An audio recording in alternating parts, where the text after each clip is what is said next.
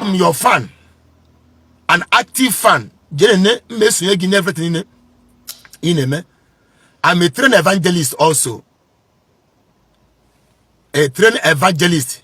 They said who diocese. So I even cook nice number fan Ebuka Obi. No. Fan Ekamba, no fan Ebuka Obi. Money na akpo franana. Every day, but na call no. Look at why in low agree. Every day na call no. Ongo send the message in our WhatsApp. It's not a pride. I explain everything to you and I introduce myself to you as a Catholic evangelizer. You did not reply. You tag send no comment, no reply. I can tell me video. Father, in a good father na Allah, you are insulting your followers. Every day, Ebuka Obi, Imaneziboti fere merobose na ko that na wa ijenge ke la hunra yi bra e no yiro bra mean to say na bie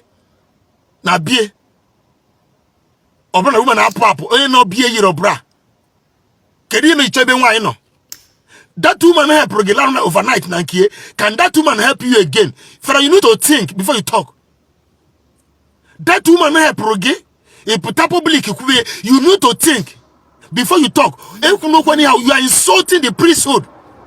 Stop deceiving people. Let's be reality. Allow this man to rest. I am not Ebuka Obi's fan. I am your fan. Father, Nwebe Joy, allow this man to rest. Happen pray priest na social media. Okay, no one gave on the man again to know best thinking that only video booze on any. Yes. I'm one you that video cable on any. They don't use it also. In half again. In the that first video is that person you know that person is trained Catholic evangelist. Horrible. That is why you made that video second till you know blues away from who follow can. Thank God that people are beginning to speak out in Haineko. Because Obono on yours cool and saying man all those people who chalokum bang all these things in them, all of them have now shut up their mouth imago. Noloziane gezent na fuzi. Okay.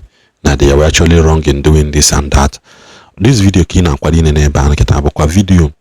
Onyo mena na buzo ezo abaranze ngoro onye na Maria. Abaranze be a very good follower of Onyo Menana. A very good follower of Onyo Menana. But he turned out to come when the father can answer, especially Father Joy Nwebe. That in here message towards Ebuka Obi is too much. On what is on heaven, all this is too much. It shows that na envy the name who name. Obono correction. Or say Obono can make 1 or 2 video on Kahaga. I'm okay correct giku na or one on a continuous persistence that a father can even come and ginger you say again na ni him de mangwa ikupu ipidokwa in a press. Obara nzo kucha loko mo wanting oku na this video say na obulu na Ebuka Obi na ewepolo hono na ihe omenana so which me ha nwaku that na even him he will be going to Zion. That is also that is the only place na Ebuka Obi nwe problem. Efena alose atozina nka efezina atipa agwozina no that is the place na Ebuka Obi nwe problem. No bu no ewepolo hono na nka that no ene Zion. Mana for any other thing ha na emi accuse ni ihe ni ha na ekwu against him basiasi. That no matter akali bia na nkwasi no kpana nke na ajo ya. So then end the complete video. Kono no ze here we waranzeku and cause ahụ unu like ya. Thank you for watching and also don't forget to subscribe. I'm want to check out your go dey bu nebu. Go dey kwan. Ala ya ozi a anya na-egbu obere oge. Obere owere ka m nọrọ ebe nwokwu one mo nchọ ka ntinye tu ọnụ maka na okenye adaghị n'ụlọ ewu amụọ n'ọgbụrụ. Unu aghọtago? Enwere ife mfụrụ na afịa ọnụ nwanne anyị nwoke Evangelist Ebuka Obi na Father Ebube Joy. Ịma nke bụ eziokwu na agwa m na mụ asoro unu aka akụkọ ụmụ ife spirit unu na-akọ. Amago na ọbago unu isi because ụmụ ife spirituality ebe ndị ojii adịghị ekwu eziokwu. Ndị ojii adịghị ekwu eziokwu. Enwe otu anọkọta enwe ndị Igbo kpọrọ masị. Ife gbasara Christianity mana ndị dị otu a mụ na onwe m akpọrọ m fasting one of time for them. Na ịgbara agbara nza asị ama mmem ka nyado enwe obodo nchọ ije horide na ma eje horide we even chi na ma meri enwe onye nchi nyere aka na ma menyere aka so your hatred never has nothing to do with my progress in life. Always remember that. Your hatred to Igboland will not make me to hate you, one. And it's not going to affect me in any way. Because there were thousands, millions of people from Nanya. I have not been able to help them out of poverty. Or it has been a way because of few people. What do I know few people? Before what Igboland has. Otu Ebuka Obi no keta one day na afia na ya gbara njagbara bụ ka mgbunu okutata. Otu Ebuka Obi no keta. I like Romia, I hate Romia. I don't like him, I don't hate him. In when they get him na hate Ebuka Obi, and when they get him na like Ebuka Obi just no long as my Igbo brother. Ebo na say bo ndi Igbo. Nje ba fa Ebuka Obi eje ba, but I don't hate him, I don't like him. O just no long eba. E when they like. When they not like they hate him, fa just no long fa mo anoro nke. I will not say anything bad against them, or that's my family, something they bad. But I don't like them, I don't hate them. And Ebuka Obi happens to be one of them. I don't like him, I don't hate him. So any human being that hate Ebuka Obi ba an animal. So onye no say na they hate Ebuka Obi. Man onye for ba an animal. Because when any normal human being that hate Ebuka Obi for what? Apart from Ebuka Obi talking about our forefathers, I will not talk about him. I have been on social media. Ebuka Obi have been on social media. First time Ebuka Obi mbosiri. Na anya tachabera ofu if our forefathers mete. Why not the man of Nigerian government till I answer? That was the very first time Ebuka Obi. Apart from that, I don't have any problem with it. Mmechi church Ebuka Obi. Members here, Jana pastor ndi Yoruba, Jana Kufa tight and off. So gini ka mmege unu ni nothing. As an Igbo man, kabo onye Igbo ga-eje pastor ndi Yoruba. Ma pastor ndị Edo State. Ọ ka mụ na ọja na n'ụlọ ụka Ebuka Obi. Because emere enu emere ana. Ife Ebuka Obi na-arụ n'ala Igbo. Ọ ka mụ na arụ ya n'ala Igbo. Karịa mụ na arụ ya na obodo ndị Yoruba. Mụnụ na-ada eche ofe ife. You people think like animal. Most of you na-eme ndị Christian. Mụnụ na-ada eche ofe ife. Otu anụ nọkịta. Eweta pastor 100 sisi mechie chọọchị ba na Nigeria. Nye m the power. Ụlọ ụka ndị Igbo bụ that's one mmemechi. Mmebuzo mechikwa chọọchị si ndị Yoruba. Mechie nke ndị Edo State. Mechie nke ndị niile. Nke ndị Igbo bụ the last one mmemechi. Nke ndị Igbo bụ the last church is mmemechi. Mmebuzo mechikwa nke ndị obodo ndị ọzọ. Maka na bụ nwa afọ. Nchọpụ ndị mmadụ ejezi n'ụlọ ụka Ebuka Obi na Lagos. Ijebe nke Adeboye bụ nke onye dị. Iwerekwa mmanwụ ihe na-enyekwa onyinye ebe a. Ọ ka mmadụ ihe na nke Ebuka Obi. Because Ebuka Obi bịara n'Igbo nye mmadụ ndị mmadụ scholarship. Ọ ndị Igbo ka onye. And enwe ike ofu onye na-enyere aka a benefit from that one. So ị gafe nkara inye the person mụ echi ikwe na akpa. So mụnụ na-ada eche ofufe. You people don't think like human being. So onye ma ihe esi efu grown up man. Sị na agbara ze etiri Ebuka Obi. Na hate Ebuka Obi, am I doing spiritual work? Gịnị ka na hate ya afọ? How can I hate someone that is bigger than me? And I cannot be jealous of Ebuka Obi. Ebuka Obi weight is 100 times bigger than my weight in Igboland. So why would I be jealous of somebody bigger than my weight? If Ebuka Obi need 1 billion naira now, he can easily get 1 billion naira. If I need 1 billion naira, how can I get it? So how can I be jealous of somebody? Man, the bigger than me in finance, or the bigger than me in a connection. So mu be jealous of him, but mu went before my time. So when you people talk, I see you people as like animals to be in mafia because you people don't listen like human beings. There are some people you don't need to be jealous of them. If you're jealous of them, you more before your time. Because if I be bigger than you, and nobody feel you better than you. Oh, we do Ebuka Obi Garwana. Where can I build that such a house? The answer is no. So why made you wear the jealous of somebody like that? But all people them for a woman or something. How can I say that hate Ebuka Obi? How can I hate Christianity? How can I hate Christianity? Man, if for all these people now about men of God in Nigeria, so you people should know that. Emerenu emerana, kanguru nkebe eziokwu. Emerenu emerana. Ụmụnna onye Igbo bụ onye Igbo. Otu Ebuka Obi nọkịta. Ma ịkpọrọ Ebuka Obi asị o, ma ifuru Ebuka Obi n'anya. As long as Christianity is concerned na ndị Igbo, Ebuka Obi bụ number 1 now. If for this particular time a na-ekwu okwu, so far na Christianity the concern na ndị Igbo, Ebuka Obi bụ number 1 na Christianity na ndị Igbo niile, nwere onye na-ama aka. Onye na-ekele na-ama aka bụ Pastor Jerry, mana mama Pastor Jerry nwere ụlọ ụka ebe a na-agbakọ agbakọ. Ọ dị ka online ka ọ na-ebekarị ife nke ya. Because ọ bụ na Pastor Jerry nwere ụlọ ụka ebe a na-agbakọ agbakọ. Nna mara enwe ike ha ya fa Ebuka Obi ama aka. Mana apart from that, ndị ọzọ niile efe disigo. All those ndị niile anyị na-anụgụcha afafa nwanne ndị a niile fefe dị sigo Ebuka Obi agafechago ndị a niile. That's just gospel truth. Fanwe ike ka Ebuka Obi nwee ego mana Ebuka Obi aka gọvanọ nne ma a na-anụ kịta because ndị agbara ọfụ a kịta na-anụ afọ Ebuka Obi karịa afa ndị niile. Enwere na-amara onye Fada Ede bụ Fada Ede dị iche na Ebuka Obi mana enwere na-amara onye Fada Ede bụ when ndị know the name but they don't know the face. Even Rochuzin nke Ebuka Obi nwee ego mana enwere ndị na-amara picture dị mmadụ igosi picture Rochuzin fa amara onye mana fa nwere ike na-anụ the name but they don't know. Mana Ebuka Obi ọ fere adị ife onye na-anụ afọ Ebuka Obi ihe egosi picture Ebuka Obi ka ọ ghara ịma na Ebuka Obi. So otu a ka o si wee otu a kịta ka o si wee ọ dị kịta otu a Nigeria dị kịta 5% ego Dangote nwe Ebuka Obi enwe ọrụ 5%. But eweta these two names na Nigeria Dangote ka ada ụda na ntị ndị mmadụ a anụ Dangote but eweta the two pictures people ya aka wee mara onye Ebuka Obi bụ karịa Dangote.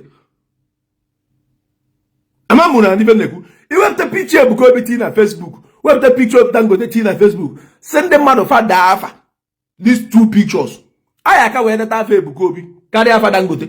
But isizi afa Dangote na Ebuka Obi Dangote aka Ebuka Obi wee nwee name but Ebuka Obi ji ya wee nwee picture because aka wee mara iru Ebuka Obi karịa iru Dangote. So otu a ka ọ dị eso ụmụ na aghala Christianity ọ gbasara ọrụ m nwanne nwere Jesus Christ na eluigwe na-eji nyere agbara nza aka.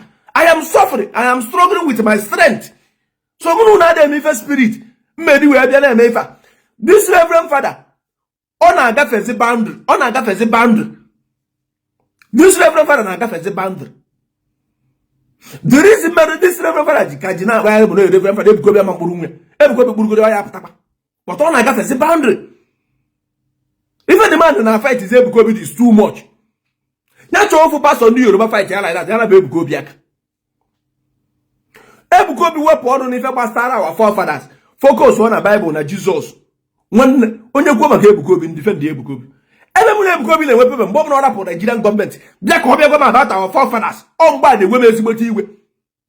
All that thing na-enwe m iwe n'ebe Ebuka Obi nọ mgbe ọ bụla ọ bịa ka ọ bịa jebe na our forefathers chefuo Nigerian gọọmenti tiri m aga na nsogbu ebe a ka na-enwe problem with Ebuka Obi. Apart from that I don't have any problem. Gem gbasara m what is my business? But nke ịgba m na otu anọ na-ata afụfụ nlapụ Nigeria gbafere ọsọ kama nwụrụ na bekee because of Nigerian government. They na-echi mmadụ agba m no my forefathers mere nji ata afụ. So afụ my forefathers mere nata na Nigeria kịta nọ na Germany adị m atazi dị afụ. So gịnị mezi spirit of our forefathers ji wee na-ataba afụ na Nigeria nje na Germany the spirit lapụ m. Unu afụgana na onwe nsogbu wute Ebuka Obi. Unu afụgo the place na onwe nsogbu wute Ebuka Obi. The spirit of our forefathers na-enye m nsogbu mgbe nọ na Nigeria. Nlapụzi na Nigeria bili na Germany the spirit lapụzi ya m because na m bi na Germany. Why na the spirit na afọ onye ọbụla ebe ọbụla ọnụ. Apart from that enwere m ndị problem with Ebuka Obi. Something say Ebuka Obi na-ekwu this father ekwugo the thing. O jikwa wee jebe wangere onye Zion the girl wee yiri akwa wee yiri ọbụla kedu ụdị ife dị ife Ebuka Obi kwuo ụdị ife dị otu a na-afịa ka ọsụ otu Ebuka Obi ka akụgbuo but this father na-ekwu nke ya and maybe ọ na-ekwugbu ụdị ife a before no na maybe the video ada aga viral ya mere na ada anụ ife ọ na-ekwu. So na ọ bụ na this father the popular like Ebuka Obi ma onwe ike ọka Ebuka Obi na-ekwu ụdị ife Ebuka Obi na-ekwu because nke acha mba n'anya isi o ji wee bejee na nke nwa woman onye Zion the man wee yiri akwa yiri ebe ka this man si na Ebuka Obi si na references abatara nke ya si anya mebe that is the possible. Ekwuru m ya den Ebuka Obi kwuru that not the possible because na anya afugo references ta yipụrụ akwa January ọ bụrụ onye dị ka Ebuka Obi nwere mma nwoke Ebuka Obi ji ego Ebuka Obi nwa ndị mmadụ and the reverend sisters when they may force of our reverend sister when they wouldn't decide to enter reverend sister so ndị nke may force of aba ibi ndụ ka na-atọ foto and ọ mụrụ nwoke Ebuka Obi si wee nụ bịa na ọ ga-eme onwe ya enjoy kada nke ọ na-eme na convert in the reverend sister so that is the possible onye mgbe nji efe na-asị ka ọ bụ enwe one boy mma ọ fada na ala enyi ya nwaanyị ọ fada na ala enyi ya nwaanyị so na bụzi dịka epụta jekata sị ya na fada na ayị n'ụbọgụ because enwe some fada na na-ejekwa ụmụ nwaanyị nwee ndị nke na-ejekwa ụmụ nwaanyị enwe some fada na-ejekwa ụmụ nwaanyị nwee ndị na-ejekwu Ebuka Obi si na ọ bụ virgin a na-aba mba this reverend fada bechekwa werekwa sa wee sị na ya na-echeta ebe ya na nwaanyị mere ofe mmiri na ya nwa bụkwu virgin onye ọbụla bụkwuzi virgin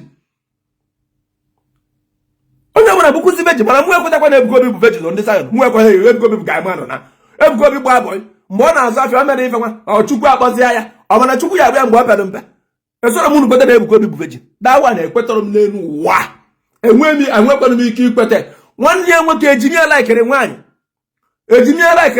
nke afọ nke veji na munu ekwetọrọ m a na adịbe ndị Zion ka ọ tụpụta n'iru m ekwetọrọ m na Ebuka Obi bụ veji mụ nwee ekwetọrọ ọtọ ọbụla ka ndị aka mụ na ya nụba ọgụ ka m kpọbịa yi na o kwuru something no na m ekwetọrọ as a woman being I have the decision ikwete ka ọ na m ekwetọrọ m maka ụra aka na-atọ Ebuka Obi ara bụ ọ na-atụ ya otu ọ na-atọkwu mụ a ụmụ nwoke na nwaanyị Ebuka Obi na ana m enjoy ya ana m ege na mmadụ ka m bụ but this reverend father ga-akwenye zuru onwe ogwu ọ na-agafezi ebe ọ na-kwesịrị ịgafe because anything ọ bụla ị nọ na Lagos Ebuka Obi na ebe afọ anything ọ bụla ife iri na Ebuka Obi na-eme ebe a ka ekwenụ maka Adeboye ka maka Oyodibo ka maka Tunde Bakari ka ọgịnị ka na-agba ndị niile anọchi ebe a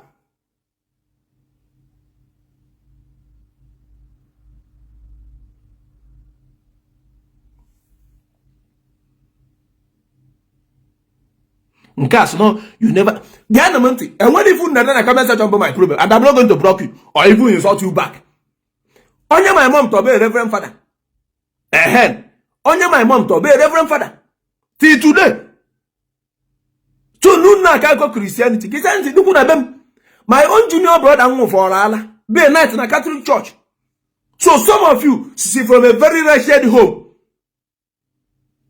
kaduna na no onye my mom to be a reverend father my own junior brother be a night na Catholic church so jugodi mmadụ ife o tekiri mmadụ ibu night na Catholic church cheki onye ntọrọ be night na ka chọrọ dị mmadụ ibu night na Catholic church ị chọrọ just iki ntọ dị na Catholic church na gị night onye ntọrọ be night na Catholic church my very good friend bụ father na Australia mana omemme m ka ya riri ekwu eziokwu a na-ekwu abatụ ndị ụka ayere emem so otu Ebuka Obi nọ na ị na-afịa na ihe etiri Ebuka Obi mana ebe a na ndị mmadụ I don't hate him, I don't like him, I don't give a damn. Mana ọ bụrụ ebe na mmadụ na-akparị Ebuka Obi na mama abịasị onye anyị na-akparịzi Ebuka Obi this man na-akparịzi Ebuka Obi this man na-agafezi boundary ọ na-kwesịrị ịgafe since ọ na-ekwu about Ebuka Obi adịghị necessary ikwu onye ma ọ na-elapụ Ebuka Obi aka Ebuka Obi is not the problem of Christianity na Nigeria enwere this father larụ nwa 14 years nọ na nga anyị anụbeghị ka this father kwuru ya enwere nwanne ọbụrụ father no pastor ka apostle ama nwe ka o si akpụ isi ọ lalụ nwa dị 14 years kesi ya nọ na court tata so onye ji ka o je fight godi nke a too much of Ebuka Obi na this too much Ebuka Obi this way every day Ebuka Obi ịsị na ije na nke nwa woman onye Zion eru ebe afọ na oyi akwa oyiri ọbụla amazi nka ndị mmadụ kwụsara nwaanyị na-eyiri akwa n'ime ịma na ikorobịa nnatọrọ na affect my brain ọ gịnị ka fada achọgide wee jebe n'ala dị woman wee ma dị woman eyiri ọbụla de mana ọ na-eburu Ebuka Obi kokwa ụdị fada ọ dị ka sipịa m Ebuka Obi monde hama Ebuka Obi bụ number 1 na Christianity na ndị Igbo enwere onye Igbo na-eme efe ụka dịbiga na Ebuka Obi apart from Pastor Jerry mana mama Pastor Jerry nwere ụlọ ụka ka nke ọ na-eme na social media because iji na-eme social media ha lụrụ ya bụ number 1 mana amụrụ m onwe chọọchị ebe ndị mmadụ na-agbakọ so ọ bụ na onwe chọọchị ebe a na-agbakọ mana onye maka Ebuka Obi apart from that enwe onye ọzọ all those old name anyị na-anụsị afịa Ebuka Obi agafechago ndị a niile so ndị marụ gwara gị na-agbara nze ha etiri Ebuka Obi mana onye mbọsọ ọbụla ịfụrụ mmadụ ka ọ sị na-agbara nze ha etiri Ebuka Obi mana onye gwa gị datị mba na ndị mara keep on saying it onye aba na ndị mara nne ha eti Ebuka Obi for what ihe eti Ebuka Obi mmehie etugodi nwanne my mom bụ reverend father first nwanne my mom bụ reverend father ti tude mụ na gị na-ekwu okwu so nchọrọ ibido dị hatred mmebido from my uncle mmebido from my uncle my father nwanne ya nwaanyị bụ my auntie 2 of her daughters bụ reverend sisters till today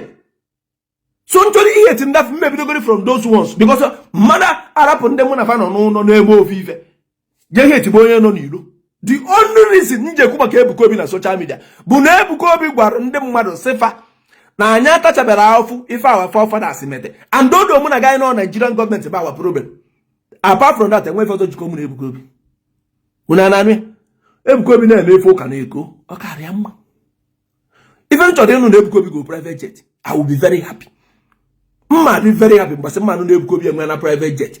Suleman nwe private jet abụrụ na ụka ka Ebuka Obi mma. With the Kuzian Chan on Delta State, Pastor Jerry, Pastor Jeremiah, Mohammed Fufu, we private jet. Ebuka Obi Pename was a private jet.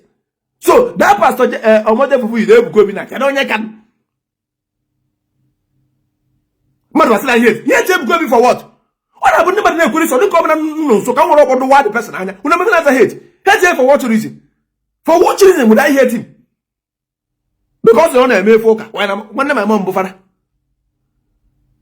Amaro mbozo mmadu no ni mu na de the body swobi shunu na de e ma no na iberi bendoji na aroma afọ iberi bu nu bundoji na aroma afọ but if even chọrọ ka mgbe Ebuka Obi bụ nya focus on Jesus na Bible nya na power for fathers aka because once Ebuka Obi kwuru about our fathers we will talk about him also kwa Ebuka Obi nya kpọta lawyer niile dị na Nigeria we will talk about him ma okwu about our forefathers. Because all the men our forefathers emela abortion, man na abortion ta. Our forefathers emela kidnapping, never make kidnapping ta. Our forefathers are the wounded man, man na wounded man tata. So anything no one feel in our forefathers me. I want to times 100. I want to times 100. So who see our forefathers me tell me mona gija atafu. Ima no mo aka ga mutechi ya nwo nwu ike because of ajife mona gina committee kita. Ima abortion ndị mmadụ na every day. Amagara be menube. Imu nwa ndị na-eme abortion. Imu nwe konye na-enye nwa ego ka oje abortion. Our forefathers eme those things. All these insecurities, all ndị mmadụ na-eme. So why are you to condemn our forefathers? Then mona gi imu da chifa na-eme kita. Weke ye jide nwa to bia ime. Say aja wepo de nwa de ge ajo or abandon the girl with nwa. They to Quran na condemn single mothers. All those our forefathers eme life do. Mana na-eme atata. Nwaanyị ga-atụtụ ime, buru afọ ime jebunye nwoke ọzọ. Na buru ya nwe nwa, a na-eme atata. So are you about our forefathers na anyị nwa? Ima na anyị nwa the more devilish than our forefathers. Anyị nwa the more devilish than our forefathers. Imu ụmụaka one fana nwoke bi n'ụlọ na-abụrụ fa nwe nwa. Imu nwoke one na-esesara nwaanyị okwu na fa tụbara gị ime sị gị ji ewepịa ịjụ fa abandon ọ dị nwa. Echi fuka December no tukura na bia paro single mothers everywhere women mana nya wono nwa emego mmadụ mana abụrụ single mother. So yi gbakọta ụda ji fe ndị mmadụ na-emeketa. Imana our forefathers build a very decent life. So ọ bụrụ ma ndị Zion ga-agwa Ebuka Obi nya lapụ aka na our forefathers maka na ọ bụrụ ma side a we will not leave him. Anyị nwekwa ike ịlapịa anyị ya bịa kata uwe mebie. Mana o wepụkwara ọnụ n'ife gbasara our forefathers. Fine. If you call him, how is that my business? How is that my business? All those pastors in the Yoruba, get in the name of ego, fight a go private jet on the Igbo. So only Igbo will go to only Igbo. It's better for me. Because they go to Ebuka Obi. Finally, okay, return Igbo. This father they quote himself. If I can never get when you webo. I will take on Ebuka Obi. At the end of the day, and we can sum up part of that money and turn Igbo. Mananya father ego, father where they send ya in a tari. Maybe Pope, no Pope, where they go good, where you know. So if you even DJ and can the father. So no come money here Ebuka Obi go say carry any in your father. Makana in your father send there to Rome, Italy. In your father where send there to Italy. Back at the head office. Ebuka Obi head office. Head office about there. So emereno emerano fu so ya bata na Igbo. Bialo all go old people so na Igbo. There's another but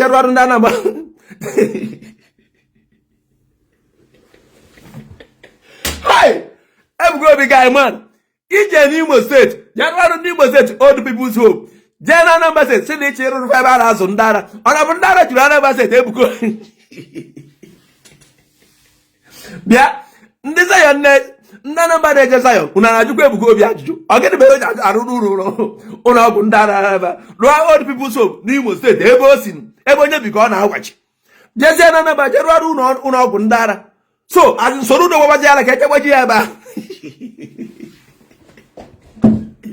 Yeah, that again, Sorudo. Oh, Sorudo Wabajala. Catch a wajaba. Oriano Makajuko. Over Sorudo with the second 10. Now, that boy is I am mad to be to Rudo Quick with Araba. Amamba hope at them. I got to go with the APC. Yeah, whatever I say. Oh, I don't know. Oh, no, Bundada. ebe a wesoro udo je ọ da second time maka ji obi adị uru mgba bịa n'Imo Steeti bịa rụọ ospibu som na bịa ị na-afịa so ndị Imo Steeti onye mma mmadụ kazie nka o jebe ebe a abịa na Anambra Steeti ndị ara na-achụgharị agbakọta na one place onye na-afịa so this reverend father gwa ya na-akpụ ife ọ na-akọ na-emezi n'ifele ọ bụ na nọ na be anyị aka m eji okwu m je na ụka this father gwe ọga na kpụziere apa Ebuka Obi aka ị na-emezi dị si na ọ na-adị too childish ọ mkparị ka ọ bụzi ipie Ebuka Obi lapụ Ebuka Obi ị chọrọkwa anụ dapesi ma ọ bụ na ị chọrọ ịbata na social media full ka ama ga na social media ipie Ebuka Obi obere lapịa ị chọkwa anụ dapesi nọ ịlapụ ọnya ụjọ ka ihe si na-agba ewesịrị ya personal jekwuru ofu onye na-ekwu maka ọnya ahụ ọ da-adị mma Ebuka Obi bụ nwanne anyị nwoke ọ dịrị izi ana Igbo man ije na Lagos steeti wee dọọ dịka na Ebuka Obi dị ọda place sometimes I can wonder how did Ebuka Obi manage to do this na Yoruba land Ebuka Obi dọkọ na ife niile adọkọ nke bụ na gọvanọ Lagos steeti na-epe egwu homage to him mgbe a na-achọ ime campaign Ebuka Obi have done well for himself. He have really done well for himself. It's not easy. Onye Igbo ije n'obodo ndị Yoruba wee dọkọ all the card Ebuka Obi dọkọ. Sometimes I think, how did this man do this thing? No? Heke Ebuka Obi si wee mịa. Ọnkọ na-akọ maka nwaanyị na gịnị lapụ na ya ọ strategy ya na-akọ mụ na onwe m na-enjoy ikwu some of the talk. Fada Ebube Joy Ebuka Obi akarịghị egwu. Ifoketa Ebuka Obi akarịghị egwu. There is nobody anywhere in the world that can bring him down apart from Nigerian government. So ndị ga-etipe nwe Ebuka Obi bụ Nigerian government. Apart from Nigerian government, enwere individual no anywhere ga-etipe nwe Ebuka Obi. Ebuka Obi agafego gubikọrọ ebe a na-akụpụ mmadụ nwezi. Ịdị na-ekwu okwu Ebuka Obi bụ ịgbasa mmiri na ana nkịtị. Mana anybody na-aka aka our forefathers Chineke ga-akpọ gị ọkụ. Akwana na comment section na our forefathers Chineke ga-abụ gị ọnụ. Our forefathers yi na-ekwu ọ bụrụ ibu nwoke eje weta your forefathers na-ego a your forefathers gị ka wee bi ezigbo ndụ. Ọ bụrụ na ibu nwaanyị inwego more than 20 boyfriend enwe ka anụrọ di mana your grandmother your foremothers akwara iko wee nụọ di ọnụ di as a virgin mana gị wee laa na ụmụ nwoke 20 ka anụ be dio ị nọ ebe a na condemn onye anụ as a virgin. Chineke ka unu amakwiga do you people even do this at all? Ị na condemn your foremothers why na gụwa na onwe gara na ụmụ nwoke 20 ị ka anụ be di mana onye na condemn bụ first man o jekwuru nụrụ ya na the man bigide nwụọ mana gụwa iyi ya na Okafọ ya Ifeanyị ya Chijioke ya Uche onwebe ude eme na ibe yet ị karịkwasị nguro and they na condemn onye nwoke amara ama o wejekwuru arụ eman. Ajụjụ ka nna ajụ unu style Ebuka Obi ji asị na ọ bụ virgin ọ style nke ya lapụrụ na ya ọ datụ na ọ na-ekwu na enye ndị na-eme efe ụka stress fa na-erizi anya nkwa na fa mafe bido kwube dị sino mana Ebuka Obi ebido okwu bịa so onwe onye ọzọ ga-ekwu ya kịta ka ọ banye even self ọ bụ na ọ dị possible all those father mụchara nwa ma ndị pastors kara ịgwa isef na IVF ka ji wee mụ nwa na falibe nwaanyị enu self no na that format fe nwetara ya Ebuka Obi wee nweta ya so onye ọbụla rapụrụ ya Ebuka Obi amakwana m ekwetara enwekwa m ike ikwete so Ebuka Obi otu ọ nọ na mba Eko lapụ na ya aka ndị ụka you will leave that man alone enwe ife o mere unu ife ọ bụla unu firi na Ebuka Obi na-eme unu ma na-emekwe ife ọ bụla unu firi na Ebuka Obi na-eme tata you people are doing it so why you people attacking this man lapụ na ya ka ụdị ya na-ede mmadụ niile ama adị kam Pastor Jerry dị kam Ebuka Obi adịghị kam ị na-abịa Ebuka Obi adịghị kam Ebuka Obi like ka afịa na-ada ebe niile ọ nọ n'okwu karịa ofufe ka ọ na-achọ ọ na-atị ya ụtọ ise enjoy it so lapụ na ya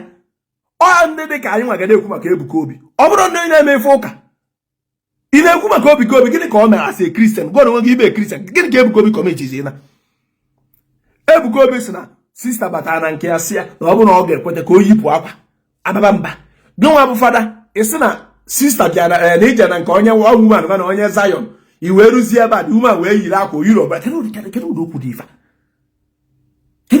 ife and ịchọ ka ife Ebuka Obi na ọmara ife ọ na-ekwu ka ife gwa na-enwe ife ị na-ekwu ọ gaghị na-akpụzie ibe reverend fada ikwugo otu e pịara Ebuka Obi pịa ya ise n'aka ịchọkwa onye ọzọ aka nwere ndị pastọ juru ebe niile ọ bụrụ na pastọ sịrị na na Nigeria nwere spiritual problem. You hold on that one. Oburu pastor no Port Harcourt so na ndị Igbo nwere problem na Nigeria, no spiritual problem. You hold on that one. Lapụsị na Ebuka Obi aka. Enwere anybody na bụ Christian na Nigeria na-eme efe ụka ga-ekwu maka Ebuka Obi ka nọ nwa ya. So ndị ga-ekwu maka Ebuka Obi nọ nwa ya bụ onye na-eme efe ụka. But as long as Igbo enweghị a man of God, ikwu maka Ebuka Obi, I will support Ebuka Obi. Because someone even fugoro Ebuka Obi me na anya ndị ụka the bad gịnị ka o mee? So ife mụ na Ebuka Obi ji agba war, and that war will never end. Bụ ife Ebuka Obi kwuru about our forefathers. If for that particular thing, enwe m ike ịgba nkịtị. And ife ka na-asị Ebuka Obi bụ na ọbịa na Germany, na ọbịa na Germany bịa na city nọ, mmeje na ebe afọ ọ nọ, ọ bụ na Ebuka Obi bịa na city nkịta, mmeje ebe afọ Ebuka Obi nọ, si ọ ga Ebuka Obi. Ife you kwuru about our forefathers na-asị, na nsogbu anyị bụ Nigerian government. Na-esi m na-asị, gwa m ndị mee fuel ji agara ọnụ, gwa m ndị mee beans ji agara ọnụ, gwa m ndị mere osikapa ji agara ọnụ. Point the them out to that crime our forefathers committed. So onye ọbụla that side hapụ na Ebuka Obi aka. The young man is doing well for himself. Ọ ka dị egwu na another man's land. Obodo ndị Yoruba. Ịtụkwuru na onye normal sense, tụkwuru na jụọ onwe gị dị sen. How can an Igbo man succeed n'obodo ndị Yoruba? Enwego millions of pastors before Ebuka Obi wee jee Eko. So whatever or which was wee made that thing amarom, but all gbanịrị ọ dịrị easy. Enye m ya credit for that one. Enye m ya credit for that one. Oga keep quiet, but you are here. Oga keep quiet, you are here. What are you doing here? Agbagbo na no Igbo man or woman no na social media ga-akparị m ka m respond to that person. No enwere any Igbo man or woman no na social media ga-akparị agbara nze ka m respond to that person. Many people have tried that in the past. If bịa na comment section enwere ụdị ihe ga-agba m ka m gbagwado gị. Ọ dịrọ possible agbara nze akarị gị egwu. Your insult means nothing to me. Mụ na gị bụ nwanne ifere anya nwere n'ebe ị nọ karịrị agbamasị ịkpọrọ m. So ifere anya nwere n'ebe ị nọ dị 95%, agbamasị ịkpọ m can not get to 95% because oro 90% ị nwụọ. So why should I be angry or they were iwe? But this reverend father na Ebuka Obi aka gịnị ka Ebuka Obi mere gị? Gịnị ka Ebuka Obi mere gị? What if Ebuka Obi me? To my understanding, what if for me? If I was styling nke ya all unu n'anya ọ bụ na ọ dabara ọrụ unu alapịa. Because isi m na ị na-ekwu maka Ebuka Obi kee maka pastọ ndị Yoruba, kee maka pastọ na-agwa ndị mmadụ na ya na Chukwu nwuti. So gụọ abụ reverend father ikweta na pastọ na Chukwu nwuti mgbe ole ka ikwugo maka pastọ asị na ya Chukwu nwuti. Ọ nwe onye gwara ya na ya na Chukwu nwuti ikwugo maka ya. E nwere onye gwara ndị mmadụ wenye fonu ka ha nweta miracle alert ikwuora maka onye nke a. Ọ kwesịrị ikwu maka ya. Ọ bụrụzie Ebuka Obi, hapụ na Ebuka Obi, hapụ na Ebuka Obi nya merụ jebe mana ọnya chefuo nye wepụ ọnụ ife gbasara our forefathers. Ndị ze jekwa nje egwu Ebuka nke agbakwa nke legacy ime ụlọ adịm atụkwa legacy ime ụlọ egwu nwanne adịm atụ ya legacy ime egwu enwe ofu lawyer na nke legacy ime Ebuka Obi ifekana ka afịa ala ọ sokwu na ndị legacy nke asokwu na ndị nke asokwu na ndị legacy. To me, mbure Ebuka Obi deserve that negative. Ndị mmadụ must talk about Ebuka Obi. Udi ya na-ede. Ife na-azọ Pastor Jerry bra. Amara m onwe church. Anọdụ ka ịmana ife mere a na-eji ekwu maka Ebuka Obi bụ ụdị ife Ebuka Obi na-ekwu. Achọ nkwu nu ghọta. Enwe ụdị ife Ebuka Obi na-ekwu. Ọnya mere eji ekwu maka ya. Ọ bụrụ na ọ na-ekwu ụdị ife amara ekwu maka ya. So unu nwa bụ ndị Zion. Chena ọnwụ ife a ga-eme ka ndị mmadụ kwụsị maka ekwu maka Ebuka Obi na social media. Ọ dịghị possible. Ọsọkwa Ebuka Obi kpụrụ bloggers niile tinye na nga. Ihe afụkwa onye ga-anọkwasị anyị bịa kpụrụkwu onye nwa. So we must talk about Ebuka Obi. Anyị na-ekwu maka Tinubu. And mind you, n'otu Ebuka Obi nọ kịta. Enwere ife sọkwa m kwuo Ebuka Obi n'ụwa ka ọ bịa na Germany ebe a bịa jide m. Ọ dịrọ possible. Sọsọ onye nwee power ịbịa nwu na Germany ebe a bịa jide m bụ Tinubu. Even governor cannot do it. Even senator cannot do it. Sọsọ onye ga-eme nwe bụ onye na-achị obodo. Always na-agwụ ndachi na unu ada anụ. Sọsọ onye nwe power ijide mmadụ anywhere in the world. And ọdọkwa isio bụ onye na-achị obodo. Mana ọ bụrụ ma governor, senators. Ọsọkwa mụ bịa ebe everyday na-ekwu maka one governor. Even self na-ebo the governor ebubo. Ọ na-abịa na Germany bịa jide m. Power ya eluru ya. So onye power ya luru ịbịa na Germany otu ọnụ maka na-abịa jide m bụ Tinubu. Ama mụ na ọta. So ọ na-abụ ụfọdụ nkwa maka Ebuka Obi ndị mmadụ asị you think you are in Germany, they will come there and carry you. Ebuka Obi nwere kọntaktị eruo na nka kọntaktị eruo na otu anọ na Germany kịta ibu Tinubu besef mụ ya dịka mụ ya epegodo obere agbatụrụ tupu na ya bụrụzie nke n'ọma ọdị mbọdị pọsịbụl ebe nọ bụ Europe adaka ụra ọ bụrụ African country enwe ike si n'azụ buru gị ịmagọbenazi ebe na Europe ejide mmadụ gịnị ka ị ga-agwa gọọmenti Europe fe wee rapụrụ gị onye nọ nda dị ya ke ịchọrọ na nye gọọmenti ka a na-ekwu okwu gịnị ka ị ga-agwa fa fe wee rapụ onye nọ n'ombrela fe iburu onye apụwa fasị gị bye bye. So ife ana m akụziri unu ife so ọ bụrụ na Ebuka Obi kpụkarụ ndị niile nọ na be anyị nwere anọrọ na be anyị gba nkịtị anyị aka n'ikwu so ya ka ndị ozi Ebuka Obi yanapụ saịdị ega tim anyị ọsụ yanapụ ndị mmadụ ka ọ baa ọ ka dị ga-egwu otu Ebuka Obi nọkịta ọ kwesịrị ịdị hapi na a na-ekwu maka ya bikos enwe ndị pastọ chọrọ gị ọ dụrụ ka ndị pastọ chọrọ ka ndị bọgasị na-ekwu maka ya. Igbo nne abụ m ekawọd abụ m ekram abụ m ife niile ekwere m ekwe ị na-anụ but I will not hate you and if ị na-eme ka iwe gị wee m why meju wee hate gị bikos na ịkparị m Tony so ịkparị m kịta wee ru gị iwe Tony ka njugodi gị ajụ so ọ dị kịta ide dis comment kịta iwe wee agbara nzi why meju wee were gị iwe bikos na ịkparị m sọsọ na ọ na-abụ atagị Nigeria atagị afa m n'ime n'ife gbasara Nigeria bụ the biggest insult anybody can insult me in this life. So na ọ na-aba agba afa gị agbanye Nigeria na afa gị bụ the biggest insult anybody can do to you because enwe ka ife si wee mee abịa na Africa a na-ebugoro ụzọ chọbagoro ndị Nigeria first before achọba any African country so ọ bụ na imego travel you will understand what I am saying. So go be under the comment section bịa dee something can provoke ka iwe wee m who are you a na-ekwu okwu Ebuka Obi na father people nwee name ọ bụrụ a na-enwe name onye ma onye ibudo anybody know you a na-ekwu okwu Ebuka Obi onye afịa na-ada ụda gee m ntị nwanne o nwere ife dịka otu otu Ebuka Obi nọ onwe ndị ga-ekwu good about him enwe ndị ga-ekwu bad about him and they cannot stop anybody or even chọkwuru mara you can't stop people saying bad thing about Ebuka Obi ịgbọrọ fa ji ya nga fapụta aka na-ekwu ịdụ ofe ọkụ too much fa kwụsịzi ịkpụ ya afa na-ekwukwa maka ya. So you can't stop it. The person is just to ignore. Finish. You can't stop it or they're impossible. Jugoro onwe gaju a na-ekwu ndị mmadụ nọ na Anambra State na-ekwu maka Soludo. Ndị mmadụ nọ n'Imo State na-ekwu maka gọvanọ Hope Uzodimma. Ndị mmadụ nọ n'Enugu State na-ekwu maka Peter Mba. So people will always talk. Ha, the franchise nwa Chineke oke mmadụ ka ya ka ime nwanne nwoke.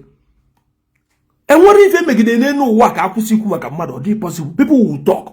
Mmadụ na ka ị ga-akpọrọ. So bụ na Ebuka Obi ga-ekwe just nya chefu ife gbasara ega team just onye chọrọ ịkọnya kọjuru afịa ọ dị too big ịma na Ebuka Obi dị too big ịdị na-achụ ya ndị bloggers. Ebuka Obi na obi nwe ya mara how big ọ dị o dozu ndị ega team ọ maka na ọ na-enyefe ego ya na efa ji eji nji ya ọ bụrụ na fa chọrọ igwu eziokwu fa ga-agba na onidrofa ọ dị too big so people must talk about him. You can't stop them. Jugoro onwe ga ajụ since eji wepụta ega team akwa ndị mmadụ ka na-ekwu maka ya do they stop? Okay, ka njọ ga ajụjụ fada kịta apart from nwaanyị na Ebuka Obi na-agba ọ na-agba Ebuka Obi o nwere na-ekwu maka fada before nobody knows him so nobody will talk about him.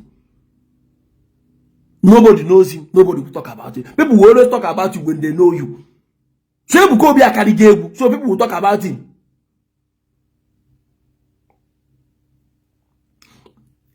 And mgbe ọbụla iwepụtara ega team na-ekwu ndị mmadụ efile no intimidation lapịa ndị Zion gwa na Ebuka Obi ya dissolve ega team n'oruru onwe ya nwere onwe ya asa Ebuka Obi akarịga egwu as long as Christianity dị concern na Nigeria na ala Igbo dịka ọ bụrụ igiri na Ebuka Obi nwa na imi ya dọpụgo gị kedu onye ị ga-agụ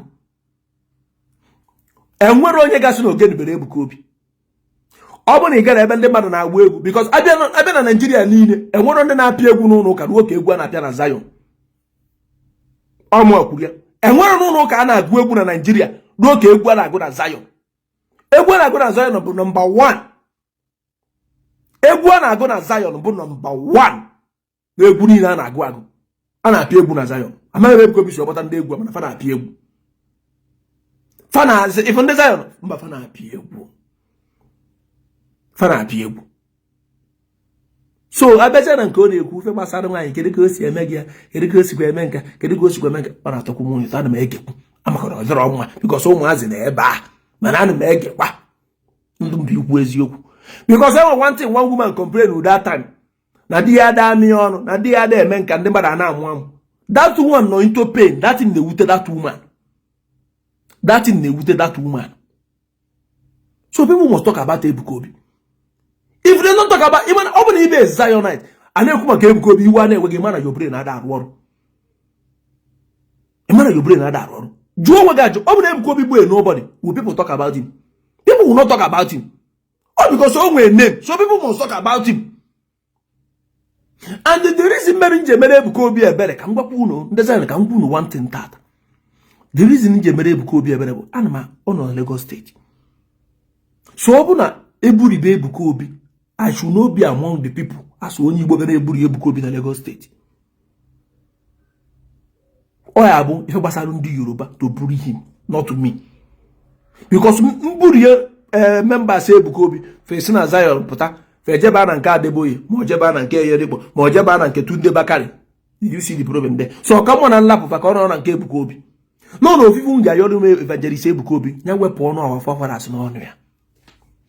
If you want to come back our forefathers, you will be an honor. Once you know what anything Ebuka Obi make the our forefathers in Mapata. Ndiza na Baba see you na de bunga. And then you name for them. Belong from January Baba me it will not affect me. Since you know Nabomi young one. Ndị Zion ka nna ajụ since ninu na-eburi mana comment section do mana ife niile ọbara nwanne gị dị mem akwamu anọkwa ife ọmụ anọ ife so otu Ebuka Obi nọkịta ọje Germany dị na city nnọọ mma ejefu ya gwu enye wepa ọnụ ahụ forefathers n'ọnụ ya yana poside once other poside is good to go but if from our forefathers I will not accept it. Because all Nigerian government is and they go and kill Nigerian government is so Ebuka Obi did not say our forefathers. I will not accept it. All the kito ojo asorudo na kita. O sorudo kotaro nda kodo na kujisi ndị mmadụ okwu. Echizi mmadụ agbage na our forefathers na emia. Why no sorudo kotaro nda kodo? Fana kujisi ndị mmadụ okwu. O sorudo kotaro nda kodo. Fana kujisi ndị mmadụ okwu. So actually ukwe ke ekwo yo to suwede. Ebuka Obi bụ guy man ọtụtụ ụmụ anyị na-eje Zion chọrọ inu Ebuka Obi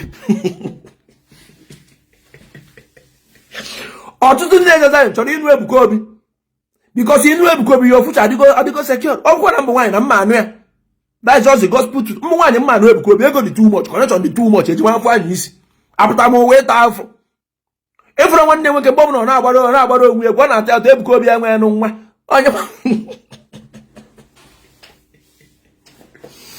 bịa nwanne Ebuka Obi ọ dị happy emere ana akụnụba bụ nke m emere ana akụnụba bụ nke m ọ na-agbara obi egwu ọ gbasara ọrụ ebe ka a na-agba ọ nọ in a good position Ebuka Obi fụ nwaanyị ọ ga-anụkọta Ebuka Obi lapụ nwaanyị ka efe na-anụrụ nwaanyị ịma otu Achukwu kpọrọ gị okwu focus on the ministry leave all these women and their stress nwanne Ebuka Obi sị ka amekwa ka Ebuka Obi nụọ nwaanyị so ndị Zion nwanne Ebuka Obi amekwa ka ọ nụọ nwaanyị maka ọ ma na nwunye ya ga-agwa ya sị ya lapụkọ nwanne gị nwoke ọ nụọ nwaanyị next of kin na-apụ a n'isi gị jee na nke nwunye ya so ya nọrọ kwuta Ebuka Obi bịasị ya ebe esịa ama mfana bụ onye tọrọ na dị ejima ama mmụọ nke ọtụtọ Ebuka Obi nke ọtụtọ Ebuka Obi nwere sị ya nwanne ana m eche ekikwa n'ife akọ n'oge orube na mma anụ nwaanyị otu ọtọ nọ cheta ife nwunye ya gwara ọtị ya mba bọda ka efe na-anọrọ nwaanyị rapụ nwaanyị just focus on your ministry destiny man cannot read by bread alone. How come on you focus on you focus because you know when you don't have stress or man ekwezi ga eme ekpere ọkwa na-eme gị ụdị akọ na akọ ya lenu nwaanyị because another one buru ndị nze otu ona ndọrọ nwaanyị ọ dị boy on again nwana enjoy ife niile ebe dị Ebuka Obi na-eme dị ego enjoy ọ da man na-eme dị ego enjoy yo ọ nwanne Ebuka Obi na-eme the whole thing ya na nwunye ya ana m afebe nwunye ya na-agbochi ata anyị n'ụlọ ụka nwanne ọ mechara ọmịa ya ọnụ isi ya gaghị ọmanye ọ na-akụkụzi ụgba agbakụzi m na ọ na-akụ ụgba ka ebe afọ uru agbada ama bịa dere na afọ nwanne Ebuka Obi ọ na-akụkụzi ụgba efu ya Chukwu azọtaghị onye nka injinia nwa na ọmụ ọ na-akọzi aka injinia o werego certificate o ji wee gaa akwụkwọ je tụfuo ofu ebe ma ọ kpọrọ onwe ya na minista nne ọ bụgodị na Ebuka Obi chọkwuru ịnụ nwanne nwoke anyị ekwe ka ọ nụ ahụ ịmakwụrụ position that guy nọ because otu Ebuka Obi nọ Ebuka Obi ama mmemu that money enjoy ka nwanne ya nwoke ọ nwanne nwoke na enjoy that money ọ nwanne Ebuka Obi na enjoy that money So when you make a wine, because on wine and where women. I say, I can't go when they working at the other no bomb or if I Madbunya Ebuka Obi moto kita. Ebuka Obi moto ya park yana garage. Toboki when they work just oniriki. Na Ebuka, I'm never Ebuka say keki just say okay other moto that man bunya that time. See okay, or ya pay if you wunya boburu wunya wa. Nemero we enjoy. Nemero we enjoy. Ida afuko osi ako. Onu da afuka de kejimi asi ako na agụkwụ so ụgba. We gini me no ma bulu ejima. Mo ko na mbe ejima ma bulu Ebuka Obi. Jugodo gwa na onwe gị na-ekiri m. Jugodo onwe gị ajụ. Ọ bụrụ ibe ejima ga bulu Ebuka Obi. Imo na enjoy. Gwagodo onwe gị eziokwu. Ọ bụrụ ibe ejima ga bulu Ebuka Obi. You be enjoying yourself. It's all about enjoyment. So ejima Ebuka Obi will not allow Ebuka Obi to marry. And the Ebuka Obi na-eme na get Ebuka Obi like a nwanyo. Ka mgbakwuno Ebuka Obi like a nwanyo. Ewo one day them for Zion one day. Ọ bụ na nọ na ba ya eche ngwe Ebuka Obi gbem this one. Evancha daru. Ewo one girl for na Zion one day. Ọ bụ na nọ na ba ya eche na Zion ngwe Ebuka Obi gbem this woman. Gbem nwa na ka nno bịa. Inweta nwa. Ana m ekiri nwa na kamera na dị nke ọnwụ na gana phone ka nkuru ya kopụta na Zion ka nkọwara unu nwa ka mamu na ya ejila ku nchọwara phone number nwa. Ewe one guy amamu osi Dubai wee nata. Ọ nọ na Zion na-eme video otu a. Daji etupu ana. Ọ dị ka mgbe a na-eme ọ dị ka onwe ife mere na Zion ada ka ụka mbọsị ya. Amamu na the guy dị ka osi obodo Igbo amamu obodo na osi obodo Igbo nata. Osi odo jide phone na-eme kamera na-ekwu okwu. Ewe one guy etukwa na onwe ka osi wetu isi onwe ya. Ihe akwa dị ka ọ na-acha yero amamu na onye na-ekwu. Chọbara unu phone number da again. Afu mu ife ka na love at first sight. Afu mi ozugbo ọba ma anya. Nke ọtụpụta da video sị na mme post ya ka ngwa ndị mmadụ chọbara m number this girl. Ife ka na pure love at first sight. Afu m this girl ozugbo ọba ma anya. So ọ bụrụ na ọtara video na-ekwu chọbara onye ya chọtara m da video m menye 500,000. Onye isi ga-esendere m da video m menye 500,000.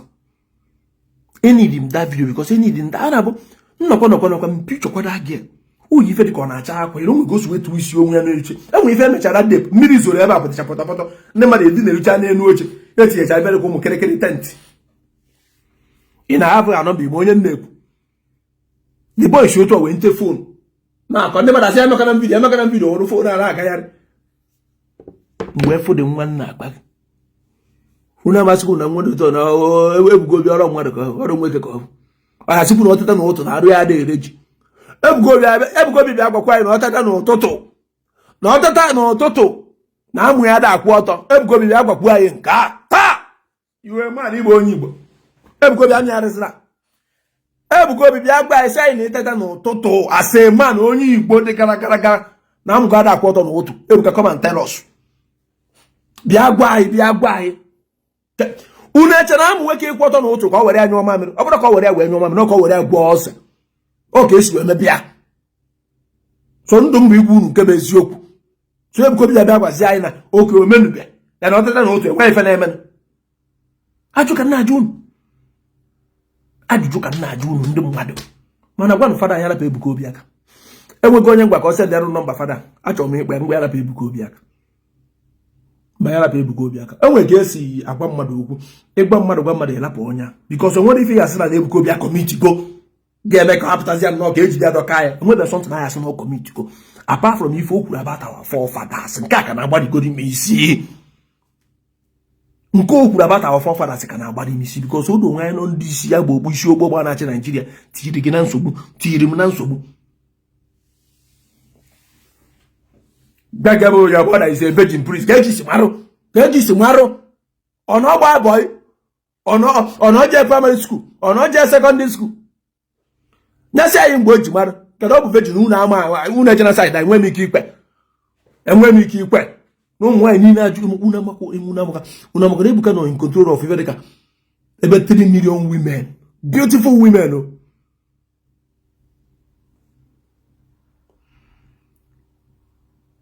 Mba be friend check na side ahụ ifu that woman no na side nwa no na side obodo nwunye go eji m da gere egwu mfu da gere ọba ma anya ozugbo bam na ekiri video more than 10 times mechasị na mme post ya ka njụọ ndị mmadụ amazi ihe mere nchefuo ya achọgoro video afọrọzi m ya enwe one guy ọ nọ na Zion si otu adebe phone na video mgbasafụ mmiri zocha ndị mmadụ dinyecha n'elu tent enwe one guy n'ebe a Chineke nna hey ụdị nwa mfe ozugbo ntụ anyị ime maka chi mfu nwa ozugbo ntụ anyị ime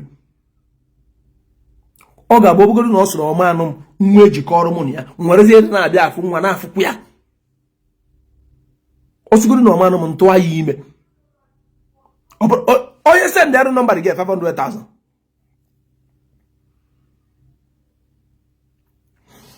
anyị na-ekiri Ebuka Obi Ebuka Obi na-ekiri anyị na-ekiri Ebuka Obi Ebuka Obi na-ekiri anyị ọnụ na-ama na Ebuka Obi na-ekiri anyị Ebuka Obi gwunu ọ sị na ọmara onye m isi ibu bụ mgbacha nkịtị Ebuka Obi sị na ọmara ọnya mbụ Ebuka Obi nwee ike pụta na Baịbụl wee pụta na chọọchị gbapụ ụkwụ nkịtị wee nte Baịbụl sị na ọma onye amara nze bụ nderi ji ebe eja ọ na-ekiri ya anyị na-ekiri ya talking rubbish na efe aja iman kirienụ ndị niile na-ede kọmentị na-aba mba ebe a sọsọ ụmụ nwoke na-aba mba so ụmụ nwaanyị be anyị na-adịzi more intelligent than our men kirienụ ndị na-aba mba ebe ụmụ nwoke enwebela ndị nwaanyị n'ebe adị kọmentị nzu sọsọ ụmụ nwoke kwụwara m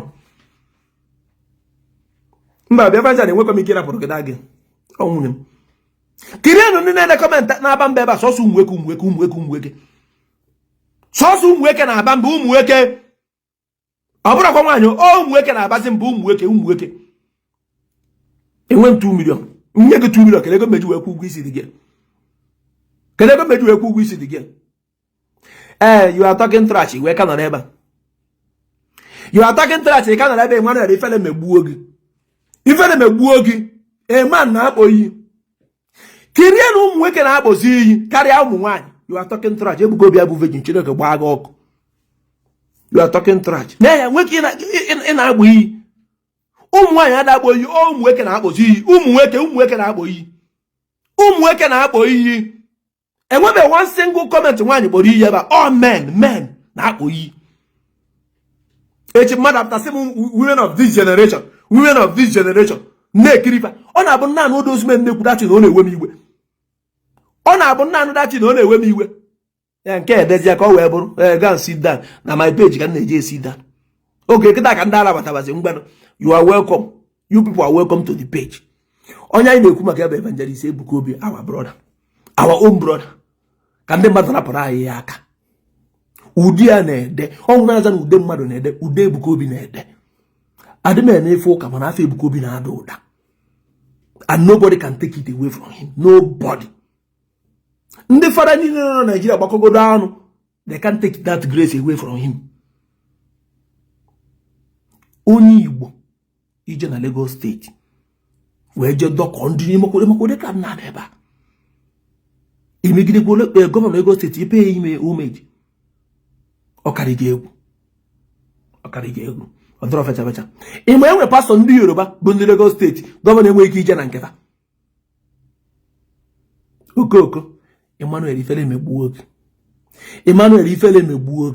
man ịkwụ amụ Ifele megbuo oge na ebe ụmụ nwaanyị nọ ka gụọ be man na-edisgrace onwe gị ebe ụmụ nwaanyị nọ ọ bụrụzi agụọ be man na-edisgrace onwe gị ebe ụmụ nwaanyị nọ Ifele megbuo oge ife ị na-edebe ụmụ nwaanyị kwesịrị ịdị na-ede ọ bụrụ man ụmụ nwaanyị kwesịrị ịdị na-ede ya ọ bụrụ onwe ke ụmụ nwaanyị kwesịrị ịdị na-ede ọ bụrụ man hey na mụdụ ụmụ nwoke a na-amụrụ anyị nke ikpeazụ ahụ. Some of the men enwe na Igbo ekwesị ijiba chụọ aja. Some of the men enwe na ekwesị ijiba chụọ aja ebe ụmụ nwaanyị na ụmụ nwoke nọ ka man na-akparị onwe ya ebe ụmụ nwaanyị juru. Ka onye kwesịrị na-ede ụdị ife ụmụ nwaanyị ọ bụrụ nwoke na-enwe boundary ebe ọ da agafe. Enwe ife nwoke ada agafe ụmụ nwaanyị ka na-enye na-asị ya ịmadugo nnọọ nwaanyị na ịmadugo ya ka nwoke na-eme ebe ụmụ nwaanyị nọ. Ike kịta ofu nwaanyị asị gị ka mụ ada gị ka ibutuo nwaanyị na-enyezi nwoke advice ya butuo why not go asị mmadụ kwesịrị na-asị nwaanyị ya butuo na ịghọtara I understand calm down ana nke ahụ nwaanyị na-asịsị gị calm down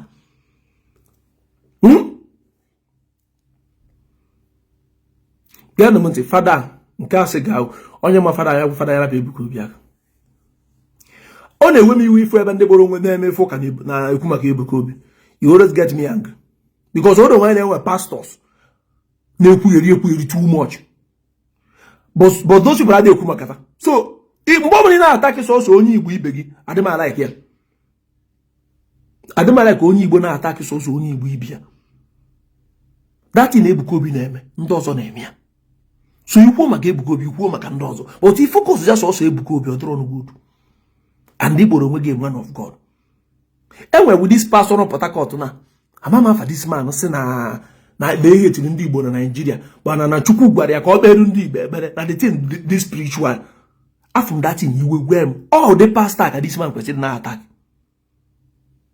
All the pastors na Chukwu si beru ndi Igbo ebere. All the pastor that this man question na attack. Oburu tu Ebuka Obi no. Ebuka Obi no ronwe ya nke ya. There because Lapon Emmanuel oboro fault ya. Emmanuel go nwaka akwọta wee nwaala never wee ruo ala iri ọ na-abafa n'isi and obo fault ya. Because Lapon ya also na one of the people na ebe page ọ na-aga. Ị na-aghọta obo fault ya. Ọ mara aka nni na-aga ya. So onye ome anytime ụmụ nwanyị ka new advice. Mgbe ọ bụ na ị bịara ebe a na-eme ife ụmụ nwanyị na ebe afọ ụmụ nwoke na ebe afọ ifu nwoke kwụrụ ọtọ mgbe ọ bụ na ọ na-ekwu ka ọ bụ n'okwu gbarụ the man ọtọ ọ dị ndị a na-akụta asịrị. This Emmanuel ime investigation ọ ga-afụ na ọ na-akụ asịrị 100%. Ime investigation about this Emmanuel 100% ọ na-akụta asịrị because ụmụ nwanyị na ebe a ụmụ ife ga-abụ ichogodi ime ife na ụmụ nwanyị na ya ịka amụada ịkwanyere onwe gị ugwu ọ bụrụ ọsọsọ ụmụ nwoke na na-agha ana mana once ịfụrụ ụmụ nwanyị na some places ịmara ife onye a mere our forefathers juwe ka anyị mma ifụkwa nke ọsị ga-ayụ nọ mana ọ nọkwa na my page. I like these people, I'm enjoying them. Okwu ụmụ nwoke na anụ ọgụ niile. Gee na m ntị unu afụrụ Ebuka Obi bawa Igbo brother and otu ọ na Lagos State biko ndị fada and the pastor rapụ na Ebuka Obi aka onye Igbo ịrapụ na Igbo jee na Lagos State be ndị Yoruba the onye ade boy how are you do ide boy ọzọ mbrọk wọ gị ọ bụ na mbụ your boy chọọ ofu onye n'ebe a ka inye ego oke esi eme ịbata na comment section si ka ndị na-enwero data isi oke na m na-enye mmadụ 10 data inye zeda data ịkpọ m boy nkwete. I don't need to know you in real life ị na-akụta asịrị because ọ bụ na ife afọ iche na ịbụ in real life you won't be here commenting. One, if you were Ebuka Obi anya, and when the comment section I forgot Ebuka Obi anya face to face, and when did you phone number Ebuka Obi? Those people are not even commenting. Oburuzi agwa.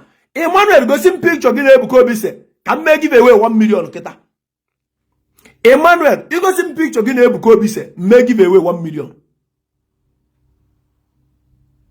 You go see picture gị Ebuka Obi say, Emmanuel, make give. And when the neighbor anya ji phone number Ebuka Obi. And when the neighbor na for Ebuka Obi mbo na fashion. But fact that we oburuzi agwa. So go see a picture Ebuka Obi again and Ebuka Obi said Emmanuel. And when people not here, before I respect you, you don't need to respect me when all the time you have been respecting me. What have I gained from it? It's in before you respect me. What have I achieved from your respect? What have I gained from it? And we go for on a page, it help because in respect, you say okay, come what is that? Help one man and balance the media. So what have you contributed in this page? I balance before, before, and now what happened?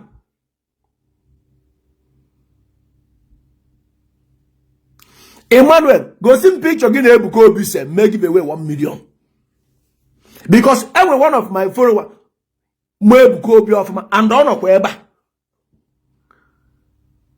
on no go ebe Ebuka Obi no bomb na video call so many times in feel Ebuka Obi ọ bụkwa onye no kwa na page and on ebe ọ da bamba so gị nwa gosi picture gị na Ebuka Obi se ka m kweta na ime onye a na-ekwu ife onye na-afọ Ebuka Obi from far ka ọ bụ na ikwuchara okwu gosi picture gị na ese igosi kwara picture gị na ese make give away 1 million.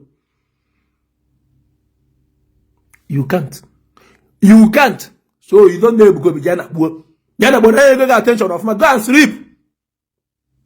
Jana buo weke na akwa asa ọ dị mmadụ ga na akụkọ isi na isi enyego nge enough attention ka anyị jekwa na ebe anyị na-eje. Achọrọ m ịyọ ndị be anyị ayọ nke egwu gasị ahụ. Ebuka Obi asa na Igbo man je na Lagos steeti wee je dọkọ dịkra bọọdụ ọdọọkwa fecha ndị be anyị ọdọọkwa izi ọdọrọkwa isi o. Ebe anyị na-Ebuka Obi nwere nsogbu bụ ife gbasara our forefathers. Apart from that, otu o si eme ife ụka nọ na Lagos steeti ọ dịrị izi. Manụ na ife a bụ obodo ndị Yoruba and ndị Yoruba ka wee nweju ndị mmadụ enweju n'ụka. So onye nwa wee jee ebe a Esther darụ nwaanyị ọma ya nwa wee jee ebe a wee dọkọta ndị mmadụ. Lord, I don't really understand you anymore.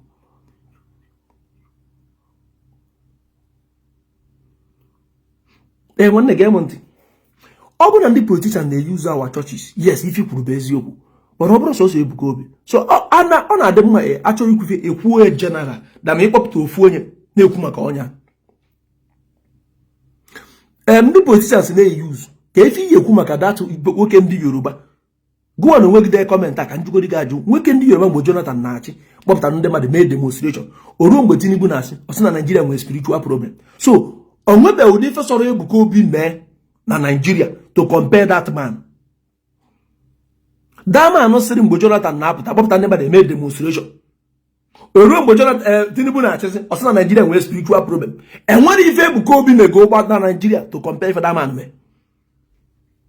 Enwebe ka ọ bụ nwanne anyị nwoke sịrị anyị na Tinubu na Jonathan sịrị anyị na Jonathan bụ ife nwa Buhari wee bụrụ nke nwa. So asịkwa ka George kwa these two people kwa ife na Ebuka Obi ka nogodi in a positive side than all these ones because ndị nke anagwa na ndị nke a ji na federal wee wụọ mụ na gị na ana. Ndị nke a ji na federal wee wugodi mụ na gị na ana. So anyị ebidogodi na ndị nnekwu wee gbadataba na anyị ebido na ndị obere. So ndị nke Ebuka Obi ka na-ebe ndị nke kịrịkịrị mana ndị nke anagwa gị ji na head office wee je mebie something. Ndụ m bụ ikwu eziokwu eso mụ na-emefe spirit eso mụ na-aka akụkọ ya mere nji okwu nwa eziokwu. So ọ bụ na this father chọrọ ikwu eziokwu o ejekwuo maka da pastor kpọpụtara ndị mmadụ mgbe Jonathan nọ si ka eme demonstration pụtụ ndị baka na-asị save Nigeria. So ndị egburu mgbe Jonathan na-achị ya na ndị egbu kịta ka ndị ọ dị ka ọka ajụka na ajụka mgbe Jonathan na-achị ndị nwụrụnụ ya na ndị egbu kịta ka ndị nke kanụ ndị baka ka ndị nke kanụ. Onye gbuo mmadụ 5 ya na onye gburu mmadụ 100 fada bụ ofu fada bụ ofu onye gburu mmadụ 100 ka wee ma jefe ka onye gburu mmadụ 5 amagara fada gbuchara mmadụ. So achọrọ ikwu anyị ebidogodo n'odo ones wee ruo na nke ebe Ebuka Obi ebe na onwe problem with Ebuka Obi keep on saying ebe gbasara our forefathers. Our forefathers are too decent than us. Faka anyị mma our forefathers ada akpọ iyi fada rape nwanyị fada eme abortion fada eme kidnapping fada eme yahoo fada eme 419 mana ife niile a na-eme ya tata so onye ome biko mgbo ndị zen gwa na Ebuka Obi wepụkwara ọrụ na our forefathers alapụ m aka but once Ebuka Obi na-ekwu our forefathers mụ apụtakwa sọmba ka unu ga-aba si iyi ka unu ga-abụ. Ebuka Obi, I don't hate him. A young man dị okay whatever how he did it when on that position or do easy. Millions of people chọrọ idu ka Ebuka Obi but it's not easy. Millions of people chọrọ ịdị ka Ebuka Obi but it's not easy. So anyhow was to megide when on at this position on tata it's not an easy something. It's not an easy something. Or something I get credit for. Or something I get credit for. The key twins, the key twins, a number of twins. A number of ejima. Eche mas no na Kalaba. Ka nwanya aquameriserators stop with the killing of twins. Ebonya Kalaba. Ebonya Kalaba nwanne nwoke. Ndo na-egburu ejima. O na de egbu mmadụ. Nne na-egbu gida okay. So claim our forefathers community bụ na fa gburu ejima. Mana unu nwa na-eme abortion. Unu nwa na-eme kidnapping. Unu nwa na-eme 419. Unu nwa na-ezuori. Because that time all those things adro. So say ejima fabu ka ihe eji wee justify ụdị kidnapping unu na-eme kịta. Ka ihe eji wee justify ụdị abortion unu na-eme kịta. Ajụ ka nna ajụ gị. So ka anyị wegodi ya yes fa gburu ejima. Ka anyị wegodi ya fa gburu ejima. Ejima gwa na-ekwu okwu ejima dị na family gị. Family one nwere ejima. So family na-enwere ejima egburu ọnụ mmadụ na befa. So gwa dere ife akịta my brother inwe ejima dị na family gị. Ajụ ka nna ajụ gị. Ejima dị na family gị. Mmadụ one na-ekiri nkịta nwere ejima na their family. So ejima one ka enwe ka ihe eji wee compare ife ndị mmadụ na-eme kịta. Enwe video mfo kịta one man mpa mmadụ ewere usoro tape machie ya ọnụ gbuo ya n'elu bed. Nwa ya na-ebe akwa mamu na foda video. Aka m post ya na ipost ya na Facebook enye gị nsogbu. Eji solo tape machie an old man ga debe 80 something or 70 something years. Were solo tape machie ya ọ dị ka togburu ya togbu. Ọ dị ka machiri ya ma ọnụ ma imi ọnụ ebe anwụ n'elu bed nwụọ. Old man. So ye je we compare our forefathers. And I think man during the time of our forefathers, ni igbuo mmadụ na village na ada egbu gị. Aya achụpụ na that village. Because achọrọ ka ọbara mesa na ana. During the time of our forefathers, igbuo mmadụ n'obodo achụfuo gị na that village. Enwe ike asị gị 50 years gara takwara this village. Ada egbu mmadụ mgba. And nwoke ada amakpụ nwaanyị mgba.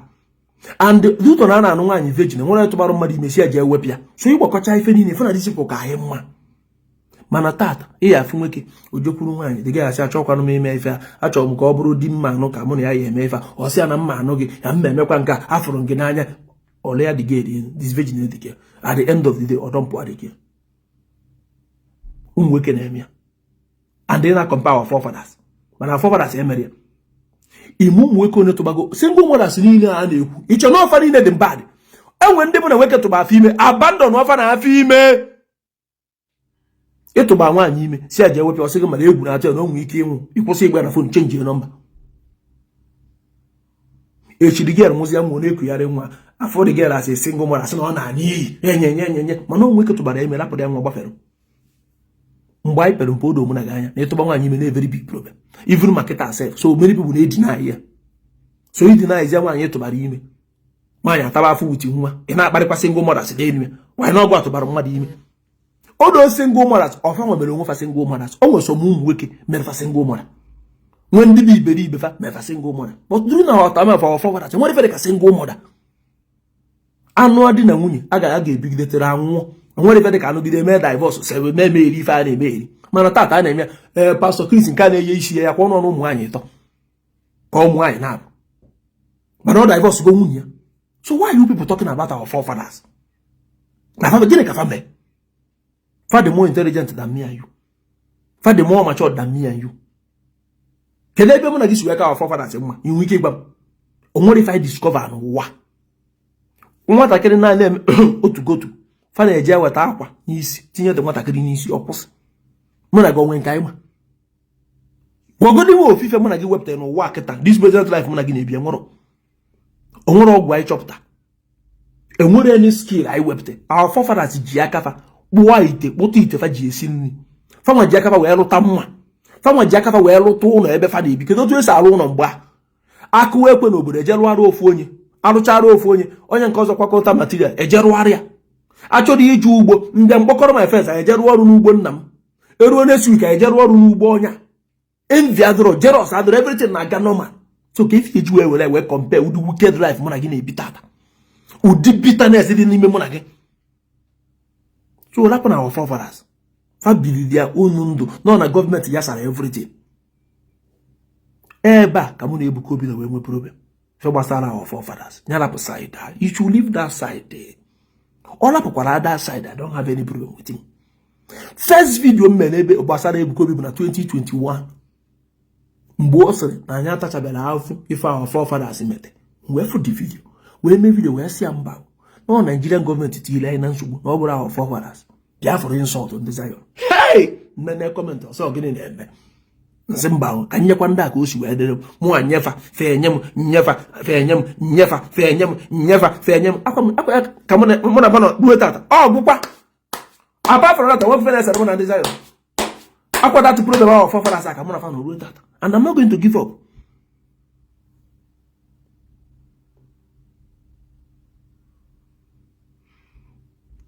I'm not trying to settle anything. The only thing with this man like Ebuka Obi because Ebuka Obi is not fighting this man. This one is the one fighting Ebuka Obi. So they are not fighting.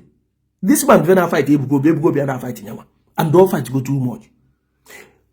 Every woman being supposed to know when to stop. Too much of everything is bad. Because the more you na fight Ebuka, the more you na put in onye get your salary this man. And this man, you go to that extent now. By him, you know, one woman or Jan and the woman before Zion, a road like the woman, Yapa, the woman, Europe. In a woman sacrifice, on either of the Balam Mad, easy Marketaman again a work. So good now, forefathers very easy mad on Island and Mad, Guinea, you can get the mad nebeketa. So, who don't you just justify ya? I bury our forefathers.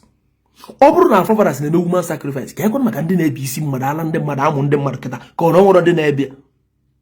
So, Guinea, you come and denka. This way can only Nugu State and about Ezana, or none of the Bonicha on the Maranando. Nkaga, for another pastor, Nico on the Maranando. So, you want our forefathers, Ginky, you could make a denoketa. So, what do you see where this sin I do a blame our forefathers in any way? Anything nobody feel in a family, Mona game me get more than 100 times. So, set up aside that all government about our problem. Government about our problem. Ebuka Obi focus on Bible, Jesus, and what you see with anyway. O focus on ya. O don't care money boni Igbo gap on social media. Be boy have. Be poor makia. Kami ayane kuye nwe no bazin ke bia ko hama. C'est la prayer our forefathers. We value them. They are not our problem. Our problem is Nigerian government. And when even make it no work Christianity na Igbo. I keep on saying it. Christianity nwere ike na Igbo. Kami ya ife ga-eme na bo na nwike enwezi ndị na-eme nwende dem before but nko ya nwe na final enwezi ofu onye bụ Christian or not possible. Nobody can do it. Because if they go in Germany, I want to know if I do okay. Manafaka bukandoka. Manona fa de joka, fa de kubuku maka Jesus, manafa buku ndoka. So to akoga this na baye mba. Obozi nke na o ga fine and enwezi onye ga no ga ekwu Jesus ma okwu ka na baye. That one enwere ike ifiche na Igbo, not possible. Even in the next 1 million years to come. Amab. Come here, this year too odd in Europe, but like in Europe, ever one VGM. Echikita book. E joka so so dem pamba dan dem mama ga na eba. Enwere young person ga na eba. Ejadan. Enwere on person ga na eba. Ona bo onwe mad na me kufe no ga invite am nje. Ade me ejaba ka nje receive any way ko enwe be like ko na eji receive. But in na something as a friend invite am I will go. Why won't I go? Ona de ka bo Igbo Muslim. Invite am na mo. Eje go mosque before. Yeah. I my friend onye Sudan. I will form member o invite am nje. So to akodi invite am no ka nje. Ade me ejaba ka nje don with something jere me. But as a friend name something I will go with you. So to akodi. Aye be ni sin debe. Onwe nwara ajo ya aju. Esther nwa anyoma. Enwe nwa ajo ya aju. So lapun. Otu Ebuka Obi na hate no Ebuka Obi. I like kwuru ya. Oyo so no lu onwe ya, mo an lu onwe. But then when me ike ife ebe mmadụ na arụsịa mgbachi nkịtị because na money ya dey made the same thing. No, I will not accept that. Ebuka Obi bụ onye Igbo. Otu ọ na Lagos State, I'm very happy. At least agụba ndị na-eme ife ụka na Lagos State agụnye onye Igbo and odo onwe anya na ebe afọ je fiara ezigbo arụ. So for Ebuka Obi to even conquer Adriz, I keep on saying, how did he do that? Ke ko siwe mia.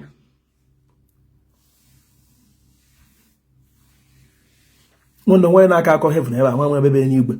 Ka ndị go do ụwa n'ụwa before njebe n'igwe. Ife ka mba na kịta bụ this earth. Nwanne m nwa gbasasịrị ọrụ ife ka godi mba kịta bụ n'ụwa. Agụ ama na agụ m n'ụwa ya enye m nri ka ndị esi m nje n'igwe ka ndị edi nri. Jide nke n'igwe anya m nke ụwa ka ndị nke ụwa ka m mkpa.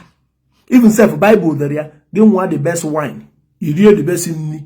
You may enjoy here maka na enwo ebe ị na-eje odo since adro. So and may enjoy this earth. Lapụrụ nke n'igwe jebe na n'igwe lapụrụ na ụwa. Ifure n'igwe a jebe na so mu na-eje anọ m here. Nwanna anọ epiru m here. My father anwụọna ama m ebe ọ nọ. Ama m ebe my father nọ. Ọ nwụọna. Mgbe m my father mgbe mụ na ya nọ n'ụwa na-akpakọrị nkata. Kịta ọnwụ egbuo na nna m. Ama m ebe ọ nọ. Otu ọkọ garịkwa mbasị mma nwụ na ya nwe ebe nọ. Una ya nwe ebe nọ. Oh no, bia father say ya balance that guy na-ekwukwa eziokwu. Father say that guy, you always talk out of point. Every time he's talking down on men of God. Ufana say Agbaranze is a good man, Agbaranze is a good man. Otu ako yesu edi that day. Ufodi gekwu ezu, ufodi gekwu ajefe. Everybody know here will not support me. Why will some support me? So I can't hate them because they are insulting me. Because now when they from Nanya. Okay, na kaine de. Obune for Agbaranze Nanya, the Agbaranze I love you. Obune hate the Agbaranze I hate you. Taiwan de gakam. Christian comment na. Taiwan de gakam. Who will fear na? No need of stressing myself because when they hate him. Obune for Agbaranze Nanya, the Agbaranze I love you. Taiwan when they get it. Obune na woro the Agbaranze I love you in the DTA page. Man onye ọbụla kpọọ maasị na mama nọ na ebe ndị kpọọ maasị nọ oga onwe nwe ajụjụ ọjụọ m ifugia Peter sị na ọ fụrụ m n'anya Peter gwụgwọ onye ụka gwara na ọ fụgoro m n'anya osigara gị na nwoke na-ebe ebe ghọtago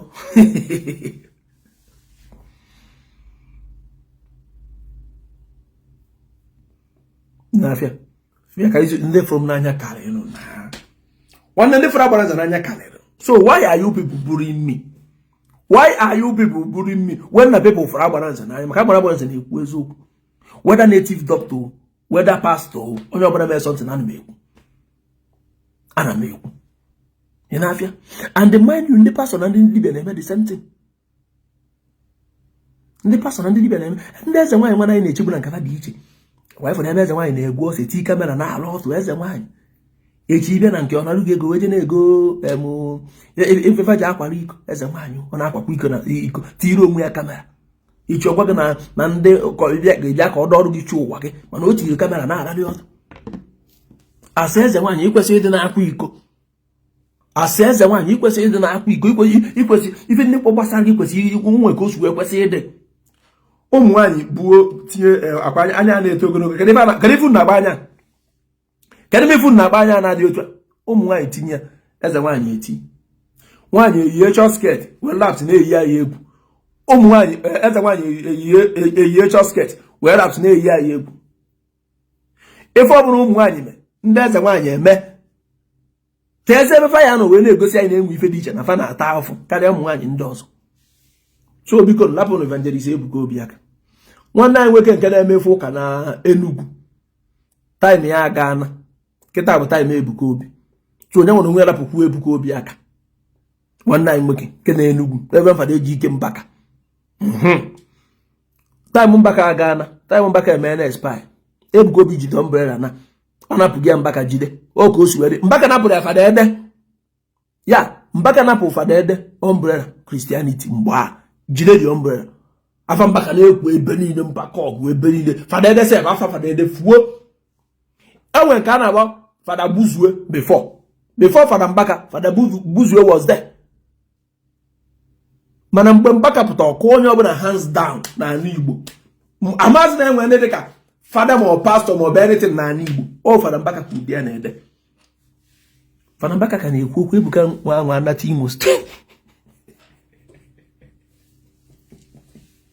bịa ndị adọrecha ime eme ụra chụgharịba m Ebuka Obi nwa anata ala Igbo ama ọgwa m ibe ya ebe ụlọ Ebuka Obi ka na-eko ụra na-agbawọ Ebuka Obi nwa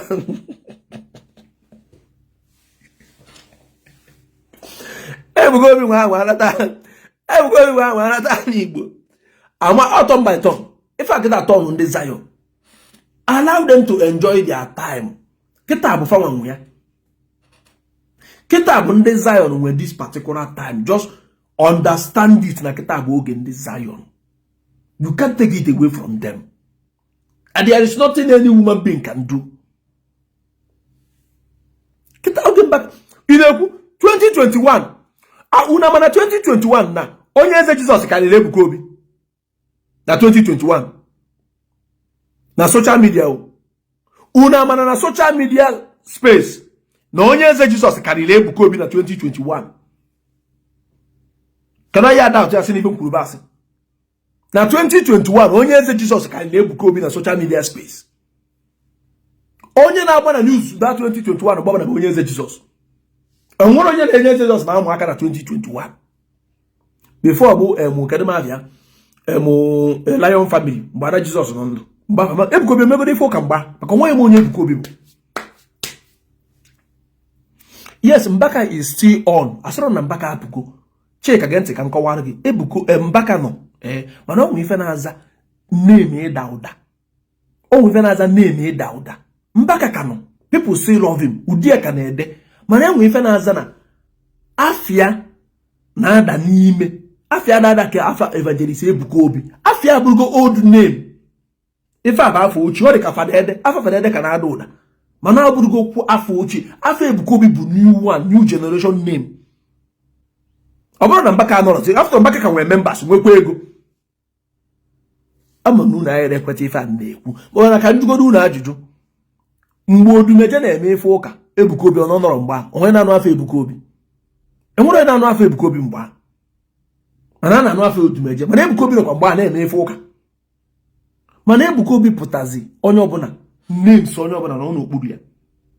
Names onye ọbụla na n'okpuru ya. Because ka ngwa gị ife njiwa gwa gị nkịta. Abịa na Nigeria kịta. Jekpọta onye Yoruba. Si ya biko kpogodo afa ndị Igbo na-abụ. Ịma bụ ndị Kristian a na-anụ afafa anụ. O nwere ka ọ gbaa afọ ofu onyere ịkpa afọ Ebuka Obi. Ịda atụ ife a na-agwa gị. Ọ bụ na ị nọ n'ala Igbo ma ọ na ị nọ obodo ọ bụla ị nọ na onye Yoruba na ebe a. Kpọta onye Yoruba si anya bịa. Ya biko bụ onye ụka. Onye biko nya gbagodi gị ndị Igbo na-abụ na-eme ife ụka. Sọsọ ya kpọrọ gị afa na-abụ. A na-anụ afafa anụ na Nigeria. Ị ga-afụ na ọ kpọọ afa first person. The second person ọ ga-akpọ ya bụ afọ Ebuka Obi. So ife abụrụ ka mụrụ bịa ebe argument. The reason mere m ji ekwu bụ na Ebuka Obi bụ onye Igbo. Mbaka bụ onye Igbo. Mbaka bụ my spiritual father before. Mgbe m na-eme spiritual father. Na GTC Enugu ebe aka na wee bido adoration. So mụ na Mbaka aga n'afa. Ị na-aghọta? Mụ na Mbaka aga n'afa. Ebuka Obi afụtụbe eme anya mbụ. Face to face otu. Ị na-aghọta? Mana ọ bụrụ ya mere mama ekwu eziokwu. Kịta the name Ebuka Obi na-ada ụda. Azụ ọ na-ada ụda. Ọ na-ada ka mkpọ na ana. Afọ Mbaka na ọnọdụ ka afa raw choosing. Na ọnọdụ ka afa kedemafia. Kedemafa gagasị. Kedemafa nwoke ma nwe Dominion City. Emmanuel Egbuedi. Efere odo sipụ na nwekwa na-emo. Mana afọ Ebuka Obi nọ n'elu. 2021 na social media. Onye eze Jizọs afọ ka ada ụda karịa afọ Ebuka Obi. Game ntị nne. Chika, you are not getting this point. Ebuka Obi nọ na Lagos State. Iwe na-akọdesi. Kedu ife ọ dị ka Ebuka Obi nọ na ala Igbo datụ nga ọkpara. Ọ dị ka Ebuka Obi bịa kịta na 2 years. Kedu ife ọ dị ka ọ ga-eme? Ịma na nsogbu ga-adị.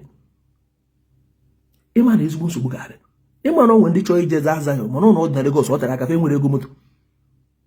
Konu na amarụ. Ịma na onwe so ntị n'ụna na-agbata.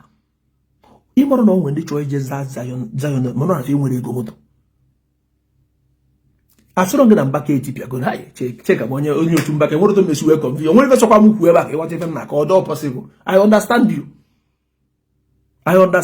Ifocus go ebe a mana mụ na-agba gị na as a neutral person go akịta otu ịnọkịta like Fada Mbaka ka dị otu isu like evangelist Ebuka Obi mana as a neutral person nọ n'etiti fanab enwe ebe gbasara m na fanab mma aka gị wee kwuo eziokwu ifu gị ibe dị iche mụ na gị otu ịnọkịta nwanne m nwaanyị ịfụrụ Fada Mbaka n'anya onye fụrụ Ebuka Obi n'anya ga-abịa focus mana mụ akwụ n'etiti Mbaka bụ nwanne anyị nwoke bụrụ nna anyị ukwu onye Igbo Ebuka Obi bụ nwanne anyị nwoke onye Igbo so mụ anyị aka wee kwuo eziokwu karịa gụ and eziokwu a na-aka nna agwa gị eziokwu a kịta aka nna agwa gị so ofu onye ka Ebuka Obi kịta bụ da Pastor Jerry and ọ ya na media mana amarọ m nwere ụlọ ụka ebe ndị mmadụ na-agbakọ mana ọ bụrụ ma na media dị concern that man ka karịrị Ebuka Obi da Pastor Jerry apart from Pastor Jerry nwere onye ọzọ apart from Pastor Jerry enwere onye Igbo ọzọ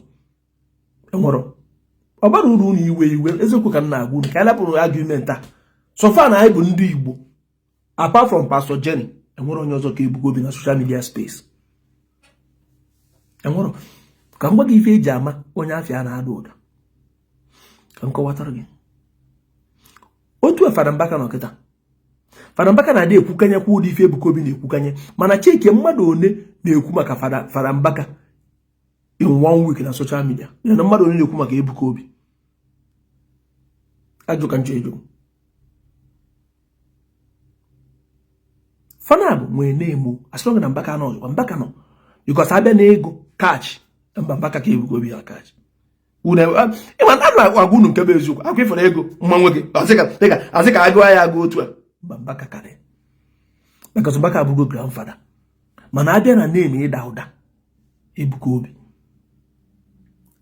bịakwa Ebuka Obi dịkwu young style Ebuka Obi wepụta kịta Mbaka enwezi ụdị style ha because Mbaka abụrụgo mpa mmadụ dịka Mbaka abụrụgo mpa mmadụ enwere ife Ebuka Obi ga-eme kịta Mbaka ama mmịa so ife Ebuka Obi ji wee karịa ya o ife Ebuka Obi ga-ekwu kịta Mbaka ya sị Mbaka ama nkwu nzo ụdị ife a because mgbe Mbaka ekwugo ife afebere ka 20 years ago and enwe ndị na-anụrụ ya mgbe afọ o kwuru ya so Ebuka Obi kwuo kịta ọ na-ada ụda and mgbe na social media adọrọ mgbe Mbaka nọ otu social media si wee dị kịta during Mbaka time social media adọrọ but kịta Ebuka Obi kwa ụkwara ozugbo kịta ofesa ụwa niile ozugbo iche na Mbaka na-eje obodo Igbo mgbe afọ Mbaka na-eje obodo Igbo mana ọsọsọ ndị dọkwa nso mana Mbaka jere obodo Igbo mana kịta Ebuka Obi je obodo Igbo mana onye n'ime village mana ọ jere obodo Igbo so onye the problem that video dị na Israel na-akpọtagharị na atịtị akwa ifere ebe dị video na-agagharị ebe niile kedu ebe ikpeazụ ịfụrụ Mbaka ụdị video ya gara ebe niile so that video kwa onye na-amakwado Ebuka Obi ga-afụkwa that video marụkwa Ebuka Obi ọ gbara nze when are you going to get married mbọsị inyere m ego ịghọta mbọsị inyere m ego ịnụ nwaanyị eje nje nụwa ya na-ejide ego ga-eji ime ego esi m jee nụọ nwaanyị gịnị ka mụ na ya eri ọ ka mgbata nwa mmadụ ka ọ bịa tara afụ ọ ka ndị gbata nwa mmadụ ka ọ bịa tara afụ gụọ na ego nye m gụọ na ego nye m gụọ na ego nye m unu gụrụ ara ego nye m na ọgwa anụ m nwaanyị unu nye m ego tata unu enye m 6 months unu gụrụ ego ya anya m unu nye m 6 months oru unu gaa mmadụ nwere onye m chichi befe ise mmadụ jee nụọ nwaanyị nye onye ego unu onwerugo onye m ego n'ime unu niile unu amana since nọ na social media mmadụ ewetara be 1 naira nye m sọsọ nwanne nwoke na Australia weta 200,000 nye m mgbe m na-emebe de nwere ya mere unu give away ana m emere unu ezigbo ife o mmadụ nye m 200,000 na my birthday nwere mere unu give away ego m kwesị were tii na ba wee jeneta onwe m anya nwere adachi unu gbarụkwa aka nwerekwa ya nwunye nekwu unu gbarụkwa aka so you are yes consider adding single gịnị wee me consider adding single gịnị wee me I'm getting old gịnị wee me consider mgbe onye ji ikpogo m sị m agbara ụta aka ntụ ka ntị iri gị ego ka ije nụọ nwaanyị you cannot do it how much do you need 1 million 1 million 1 million 1 million 1 million at least nye 1 million kịta mụ agbagharịtakwuo ebe dị ka ebe 700,000 tikọ ya together o ya ezu mkpụ ụgwọ isi nke nwaanyị anya mụ agodi nwa ego dị anyị meta traditional marriage the most important thing mụ ikwu ụgwọ isi so if you cannot give me money imechi ọnụ ime nye m ego ji anụ nwaanyị imechi ọnụ kesịrị Chineke agba gị ọkụ nye m ego isi m ji anụ nwaanyị ọ bụrụ iyere ego chi na basị ịmama eji ego ka ya gbe nwanne gị nwaanyị ka nnọbịa free how much do you need 1 million agwagogo m 1 million ọ mụti ya akaụntụ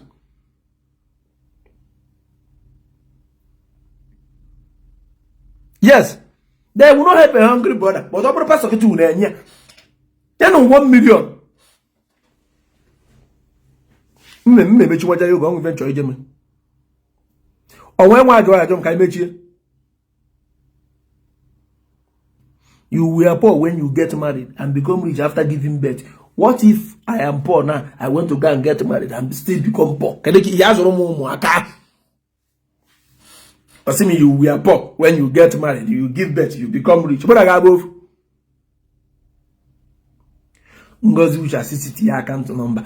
Ngozi bugodu to go for 10,000. Ya obro when you 10,000. You get account you can pin here.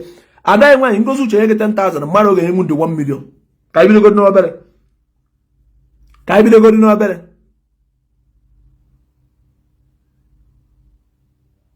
amamu mgbe ọzọ m eme live video ụmụ na mmadụ eji ike adị m ejizi ike eme live video nke ikpeazụ ike adị m and ọ bụrụ join our WhatsApp group ọ gịnị ka ị na-eche our WhatsApp group afịa na-azụ ebe a ọ bụrụ join our WhatsApp group bịa join ya our WhatsApp group mana ọ bụrụ inugo nwaanyị ma ọ inugo di abịa na All single men and women ka chọrọ our WhatsApp group. Afia na azụ that place. One day they join our WhatsApp group. Ke gbado enyi gị nwaanyị. I were beautiful women there, businessmen.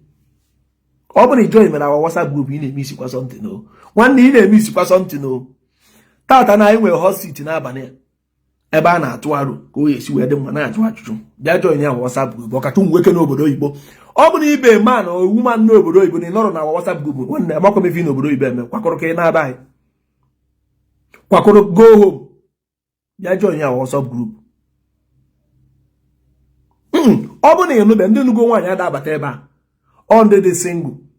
Ọ bụ na ịbụ nwaanyị na ike anụbe di join ya WhatsApp group. Ọ bụ na ịbụ nwoke na ịnụbe nwaanyị join ya WhatsApp group. Ọ dị mkpa.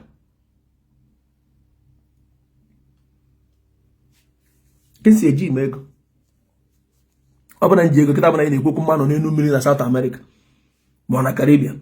Caribbean ụmụ obodo dịka ụmụ fe dịka Costa Rica, Bahamas, ụmụ obodo nwanne anọ m n'elu mmiri ebe a. I like him enjoyment. One I love enjoyment. But my father won't come back to finally my father anana. Now what I use what people be as example for what I would mess with you to be.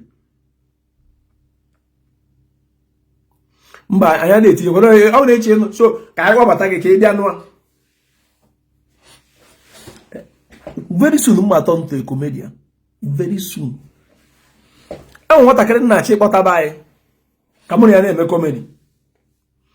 I want to get na check what I buy. Obi aba go na eja akwụkwọ. Come on, I comedy. I'm still working on it. It didn't work why I bia. Mona mi ekwuo na. Mona mi ekwuo na ogo ofo na nwata kare ya etinye ara. Mona ya na comedy. Abia na mona ebido comedy full time. Mona ngwaru na need peace of mind. Otego mbia bia na etinye unu mgbu na social media.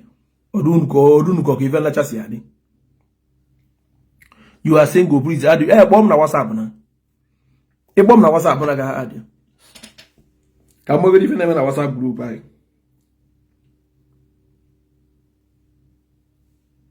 Sai umu. One WhatsApp group ai they go okay. All for singles. Gama balance. Because I have an issue there. I want to draw ya jum. Obo ni chebata na the WhatsApp group bomb na WhatsApp. Obo na nwa joy ajum ka imechie 2 questions ka mpo. Time agago. Fe na call to 9. Peter bomb na WhatsApp na. Bomb na WhatsApp. Obo na nwa ejida number WhatsApp group ya post we ebe ka mpin o. Obo ni chebata na WhatsApp group e bomb. Ni madu jude. Obo na nwa ajụjụ ọjọọ m ka imechie 2 questions. I draw money to know Saga and you make it. When I jala road, I come on women when I'm meeting. I'm meeting now. WhatsApp. I balance. What are you doing over there? Can you find buy a day? Because can you know? I don't know they are on a WhatsApp group. You can help in the number or you send the other message in the inbox and send the other guardian the number. Fande anom na Germany. Anom na Germany. Side Hamburg. Bembi. Ika agwunam. Agwa mu niko ore ebe agwunam na nchi na tabai. Ka mbebrizie na bai. I am tired.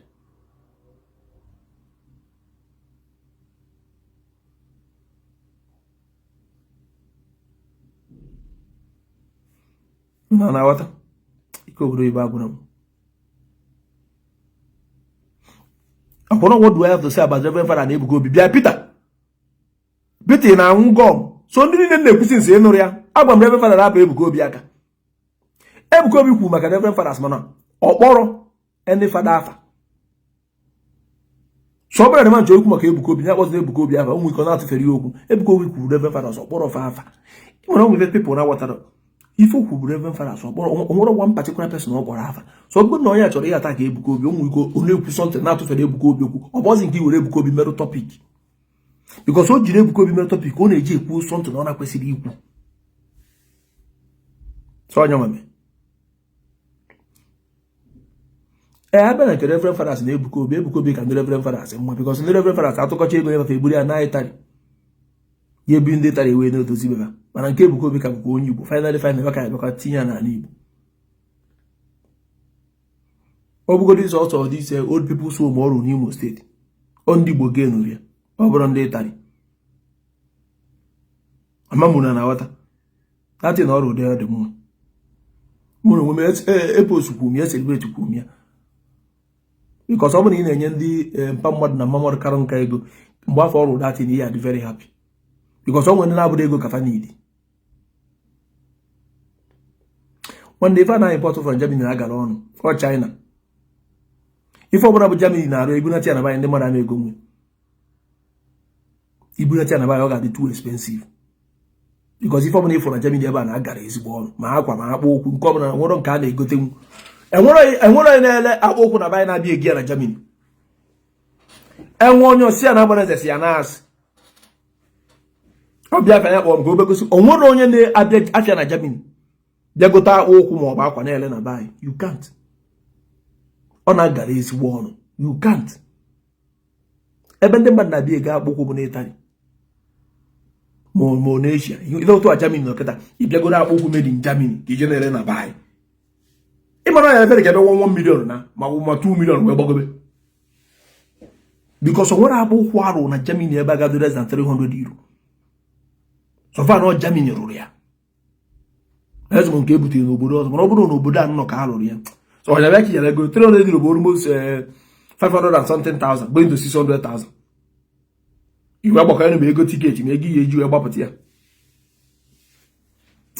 nwanne eziokwu Europe agwụna m ike ịmụ unu nwa nọ na be anyị nwa efe Chukwu mere unu apụkwa na obodo ibe anyị nọdụkwa frustrated na onwere isi ọ ibi ọfụ ọ na-atọgote nọtebezi aka dị frustrated chegori tata bụ Saturday na eka square nọ mana na bike unu ga-eje ebe a na-ata nkwobi mekwa nka mee nka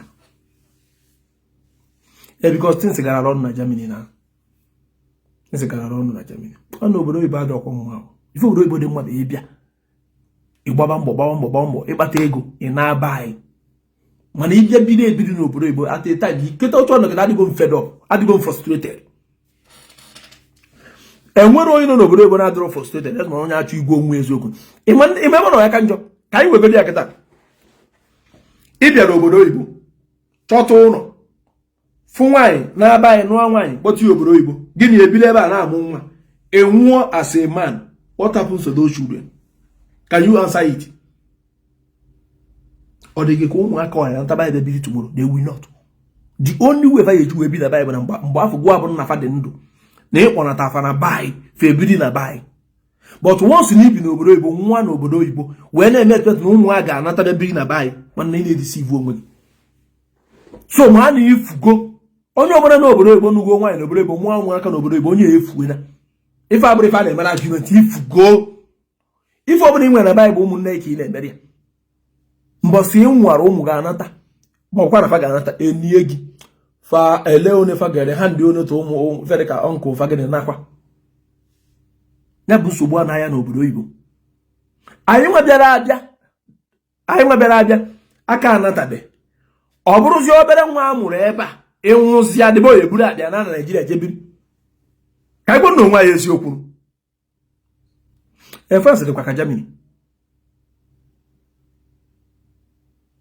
nwanne send arụ message Ugochukwu send arụ message amamụ na ntịfe na-akọwa otu ihe nọ kịta ibi isi na baị bịa Europe kịta ị nụọ nwaanyị na baị ịgbata ya Europe ma ife nwaanyị na Europe gịnị ya nụọ unu amụọ nwa mụta nwa 5 ị nọrọ ebe a oruo ofu ụbọchị nwụọ akọba TV darụ oruo ofu ụbọchị nwụọ ụmụaka afọ ịmụ n'ọkọtazi afọ asị mba na fachọzi ino Europe na fachọzi ije biri na baị nwanne ọdụrọ possible the only way dị possible na mgbe ị nọ ndụ na ị kpọrọ ụmụ gị kpọọ na baị fe ebiri na baị ebiri mụrụ ọ bụ na febi n'obodo oyibo gụwa wee nwụọ one bụ na nwunye gị amekwe kafana asị ka nọrọ ebe one bụ na ụmụaka anata baị nọ wa fa gbafuo eti ma mgbe afọ ịdị ndụ ka ịkpọ na afa baị fe ebiri so ma na ụmụ nwoke niile nọ n'obodo oyibo na nwaanyị n'obodo oyibo generation fe close ọmụ ife abụrụ ife a na-egwere igwe maọbụ ife a na-akpọrọ mmadụ iyi ife na-agwa gị bụ ka o suwere 100%.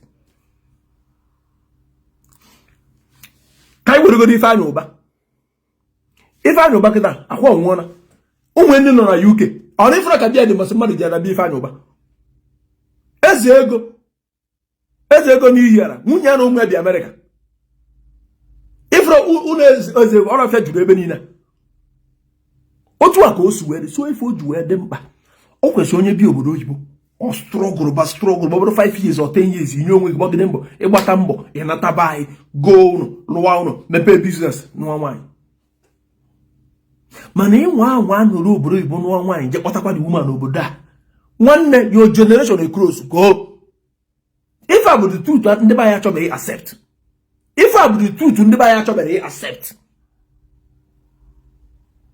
ife nwanne nwoke kwuchu si n'eziokwu ife a bụ the truth as your generation across go okay ịlụrụ ụlọ na be anyị nwegasị ya na be anyị enwụọ ụmụ ga-anata eme ebere emechabere ka ọ nata Germany ọ nata France ọ nata US ọ nata Canada ọ dịghị ka fa nọkọtazi afọ asị mba no I want to go to my father's land I am tired of staying here onye afọ anata uru ọnụ na ndị kidnapper gburu onye nwa gbuo ya tupu ozu ya na main road ọkụja oru ofu ụbọchị ọ nọ na moto ebe ndị polisi na-akụ mmadụ ife ka akụ gbuo egwu aba ya wolu speed gbachite azụ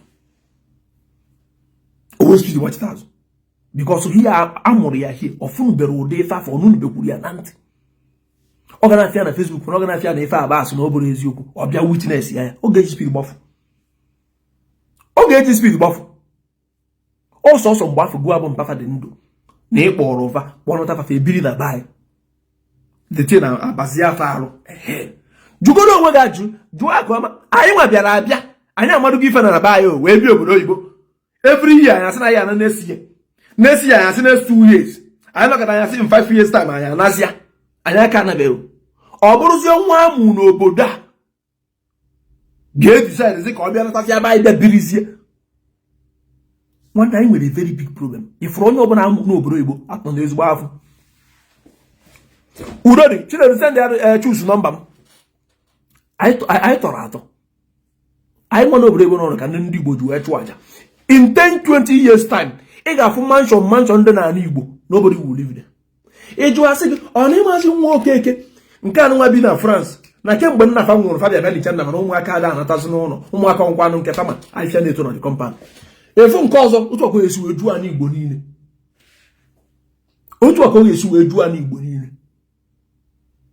na ọ bụrụ ndị be anyị ga-ekwe ọ na-ekwu nka ndị mmadụ ewebe iwe ụmụ nwoke niile n'obodo oyibo na Naịjirịa jee mụọ nwa ụmụ nwoke niile nọ n'obodo oyibo na Naịjirịa jee mụọ nwa ya bụ na your generation anyị grows without that your generation grows go because nwa ga anọ n'obodo oyibo the possibility ya nwere na onye Ghana ma ọ nụ onye Togo ma ọ nụ onye ọcha ma ọ nụ onye ọzọ dị 95%.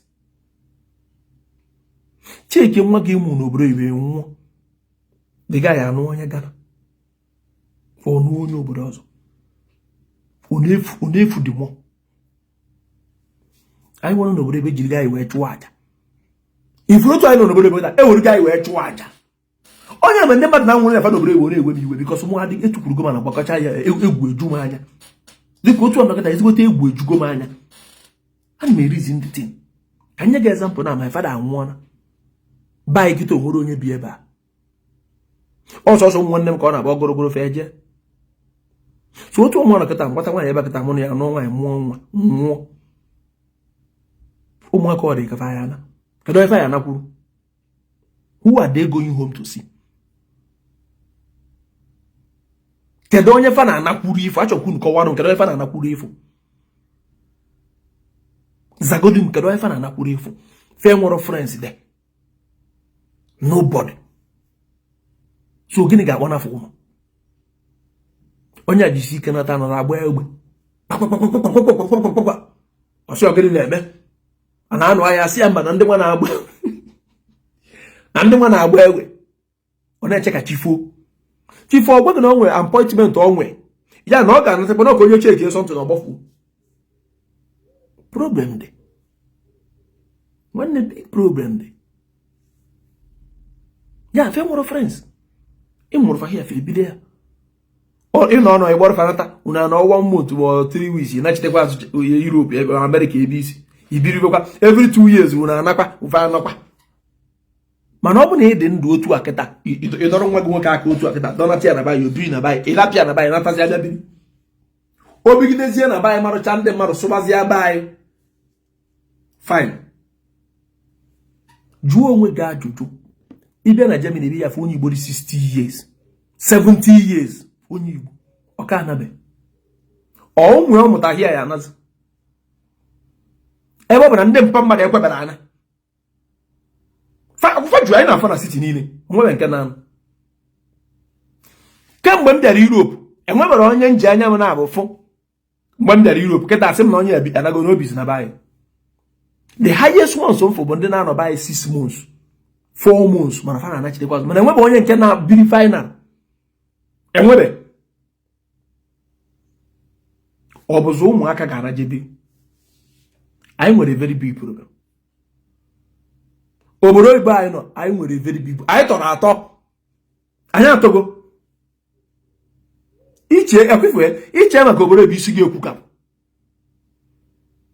iche maka obodo oyibo isi gị ekwu ka ị na-aba anyị rụọ ụlọ isi Europe nata ị na-ọbịa gị 1 month ị na-achitekwa azụ agbochie bi ụlọ ị nọ na fonu na-ekiri ụlọ gị na kamera ị nwụọ asị na achọ ije nri gị o dipendị ụdị nwaanyị nọ o wee mara ụmụaka onye ya eso wee na mgbe afọ enwu ma ọ bụ unu niile ya na unu nakwara ara akwa ozu kwacha ozu ndị mmadụ asachakọ zochakọ ebe niile nwaanyị akpọchikọrọ ụlọ werezie aka iwu na ha o nwere ike chụọ ofu nwanne gị ya na ndị na manye ya ki si aka ọ nọrọ go wee na-enedo ụlọ anya ọchịkọrọ ụmụaka gwazie m ife ga-emegide nwa gị nwoke edisaid asị na ọchị ihe na obodo ahụ and mana ụmụ nwaanyị ara ikike Europe problem dị nwanne problem dị obodo Igbo emebi etupịa get lot of generation obodo Igbo anaghị gọvanọ ihe na village gị all those men unu ma bi n'obodo Igbo gbafu unu mpere mpe ụfọdụ n'ime fa nwụchana n'obodo Igbo ụmụ fobi na be unu na village unu ifunugo ụmụ fa anya inugo na ụmụ fa nata ajụ ka na-ajụ n'unu ajụjụ ka na-ajụ unu na your village enwe ndị ịma bi US bi Canada bi Australia bi Europe the man anwụọna ụmụ ya na nwunye ya kedu ebe fa nọ ife dị ka ife anya ụba sef ka ebe nwunye ya nọ nwunye ọ nọba ịkọ nzukọ ụmụ ya wee nọrọ England ajụ ka na-ajụ ife dị ka ife anya ụba ebironia biya nwezi onye bi ebe so nwunye ya kịta nwere ike ọ bụrụ obikwa England weta ụmụ ya ifona ebe niile ego aga ụgwọ ego ife anya ụba niile akịta egbomego because ụmụ ya dị very comfortable na England jee akwụkwọ na-alụ ezigbo ọrụ so gịnị ga-akpọnata fa na Nigeria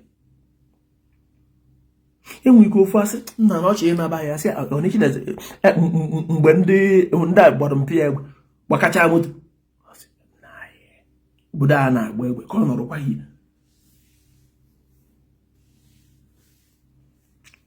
yes ị mara ọ bụrụ anyị na-eme gị dị confuse anyị na-agwa gị nke bụ eziokwu obodo oyibo ifuru bụ anyị atọgo anyị nwebere abịa atọgo anyị nọ na big problem December kpọrọ ụmụaka na-amụghị na-asọ ọsọ gị ị na-amịrị m nsi gbafuo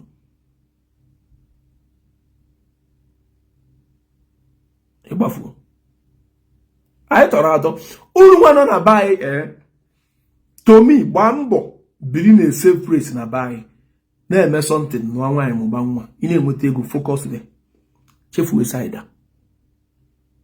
chefuo saida because anyị nwere ọhịa nọ na problem jebe eje adị mma na ba na-adị mma anyị abụrụ anụ elu anyị abụrụ anụ ala obodo anyị nọ na anyị adịghị eme enjoy anyị na-eme isi be anyị ntakwana be anyị bịa biri anyị agbakọbakwa ịgbakọchakwa eri confuse ịka nọrọkwa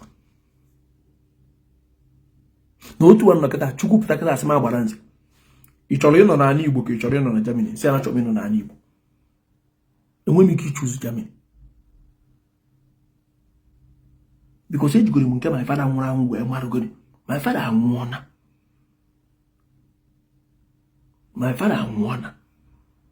ọ bụ na ụmụnne m anarọ be anyị tọgbọ chakoo if so saru be vega neba and open alu afri ifori agu egbu because one to botako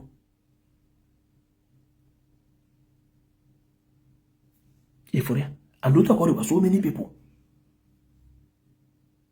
so mbatazi ya nwanyị ebe akịta mụ n'ọnwa ebe akịta mụ na ya mụba nwa mụ na onwe m anwụkwuo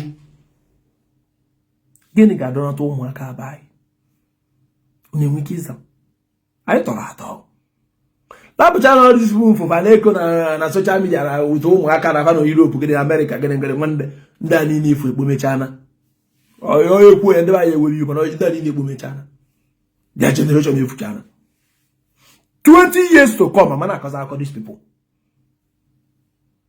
a ga-eji fa na amatụ na village the reason me aka jigoro anụfa bụ that man na mbọsọ na that man kube n'ụmụ anyị na-afụrụ fa ihe na ndị nke nwụrụ anwụ ebe ụmụ na nwunye fa ka bi n'obodo a so ndị be anyị think twice ife abịa ife banye go n'ime ya ụfọdụ ama agbaghị eziokwu maka na ikwuo ya ndị ụmụ ọkacha ife na-ekwu na ụmụ nwaanyị n'Europe na-ewelu m iwe ụmụ nwaanyị n'Europe mụchagoro nwa wit ife na-ewu iwe n'ife a na-ekwu fana ego difo na-ewefe iwe mana eziokwu ka ọ bụ eziokwu ka ọ bụ anyị tọrọ atọ lapụchakwa na nwunye na-emere anyị ebere nwunye na-emere anyị ebere ọ bụrụ kwuru sọs ya ịnụtakwa ezigbo nwaanyị bụ very big problem ka nkọwara gị otu ọnọkịta enwe m enyi nwaanyị mgbe sị na m chọrọ ịnụ nwaanyị kedu onye mma anụ inwe ike kọwara m onye mma anụ otu ọnọkịta enwe m enyi nwaanyị decide okay I want to get married tomorrow kedu onye mma anụ the only person in na Nigeria anụ ana dị mụọ ụmụaka so kedu onye mma anụ onye a kedu time na ya eji wee me boyfriend na girlfriend ka anyị ghọta onwe anyị odos onwe ndị ịmara onwe ndị ga-afụ nwaanyị ozugbo nụọ ya ọ dabarụfa nwee ndị ga-anụkwana ọma dabarụfa otu akọdịkwa nwaanyị na-ana bekee enwekwana problem because nwaanyị na-ana bekee the possibility na ọ ga-anụta nwoke tọrọ ya dị 30%. The possibility na ọ ga-anụtazi nwoke ọtọ dị 70%. ịma nke a ịma na ụmụ nwaanyị n'obodo oyibo the possibility fa nwee nụta nwoke tọrọ fa fiara arụ nwoke fa na-anụtakarị bụ nwoke fa tọ the investigation of this thing ọ bụ na ụmụ nwaanyị n'obodo oyibo dị 100 nwoke fa na-anụ 80 na-atọ the woman na-atọ the man all 10% ka dị fatọ so ọ bụ na ịbụ nwaanyị n'obodo oyibo buru n'obi na ịya anụ nwoke ịtọ maka na odozu ndị mpa mmadụ ụmụ nwoke ndị nke atọrọ ụmụ nwaanyị a na-eje achọ obere nwa fa ya anụ fa na-eje achọ ụmụ ụmụaka 20 something years fa na anụ fa na-ekwe anụzi ndị nọ na that age ife a na-agba gị ọ bụ na ị nọ na ana bekee jụọ onye na-ana bekee ọ bụkwa na ị na-ana bekee ịghọtaghị ife m na-akọrọ nwaanyị ọbụla na-ana bekee 30% bụ na ọ ga-anụta nwoke tọrọ ya ruo 13% sef is always nwoke ịtọrọ always nwoke ịtọrọ ngwa bụ nwaanyị na ya tọzi your husband mma agwa gị na dị social media tata na ụmụ nwaanyị n'obodo oyibo dị 100 n'ụdị n'obodo oyibo na 80% tọrọ ya husband fascinasi kpọpụtara ife ka anyị nene fascinasi didn't come out. All those old men, those women, na Nigeria just know over 20 something years. So if I believe I buy, so many problems to do. They can nobody want to expose it. Nobody want to expose it. Never one night they go for. Oh my, 80% nobody but or their husband. Those men no tọrọ fa na Nigeria ja no keketo muas no breketo koko mu akadina na jano you have only 45 years no breba no na jun no by 26 years go abuzu nwa no breba na iru na 38 years na je 40 e na choso weke di 32 years get ya no 34 years so the problem adiko there the same adiko the problem adiko here so chekie ka ị ma na ịnụ nwaanyị n'obodo ya na onye tọọ gị.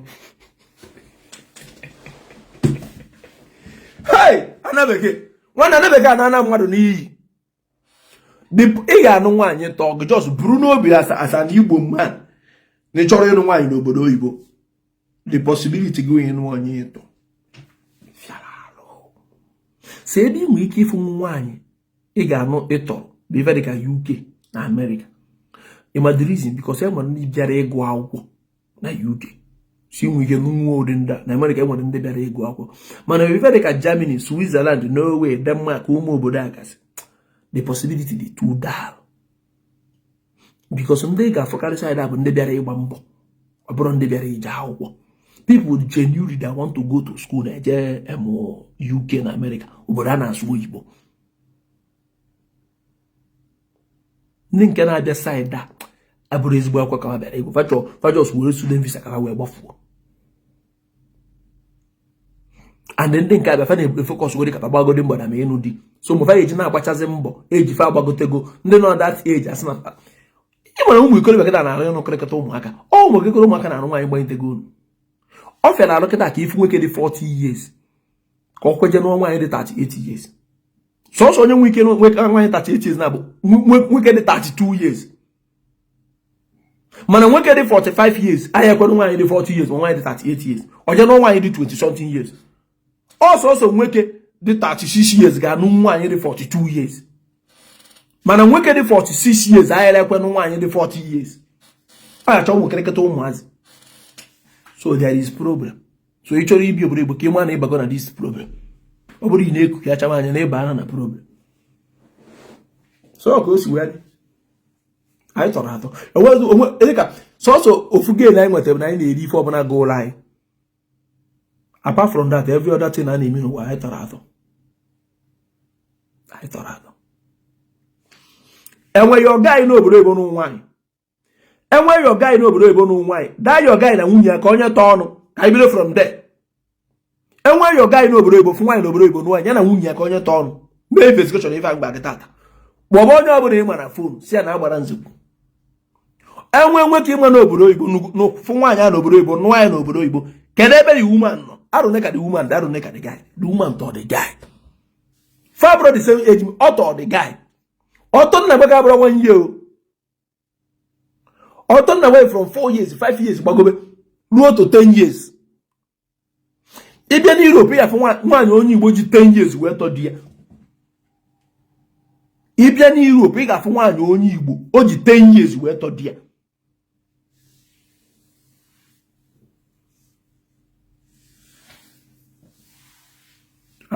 And Messi ebe anụ n'ọkụ n'ọrụ ndị anyị ma alapụ njem ife ọzọ. Let's call it a day. Father lapụrụ anyị evangelist Ebuka Obi aka ya na ọ Lagos steeti ka ọnụ ịghọta ikwugo enough na kpụzie ka ndị mmadụ ghara esi na edi jealous mụ asọrọ m na edi jealous because there is no need go edibe jealous ibe reverend father unu ada eme ofe ife mana ị na-ekwugo too much ọ gaghị na kpụzie no o Father Egbe Joy amakwụrụ m ife na-aza Joy wee ka ọ na-aza Joy nna ya wee ka ọ na-aza wee ka ọ na-aza Joy wee ka ọ na-aza Joy side nke asef esi ka ekwubi asef esi ka ekwubi asef anyị enyocha gide ogere ka ị na-azarụ Joy your father ya nwere nyere gị Joy wee ka ọ na-aza gị Father Ebube Joy ọ Joy ka ọ aghọtara m wee ka ọ na-aza Joy echema Joy ọ bụ afọ ụmụ nwaanyị ka a na-eti igburu nwoke ka nwekwa ka ọ dị o mana ga what do I know I'm just keeping it real ndị ba anyị ekene mụ na masị na ọ ga-adịra anyị niile na mma anyị gbuo n'aka na anyị ga-egbute anyị gbuo n'aka anyị egbe anụ chụrụ anyị sakọ na ọba anụ aka ya ata mana asị ka emesịa darụ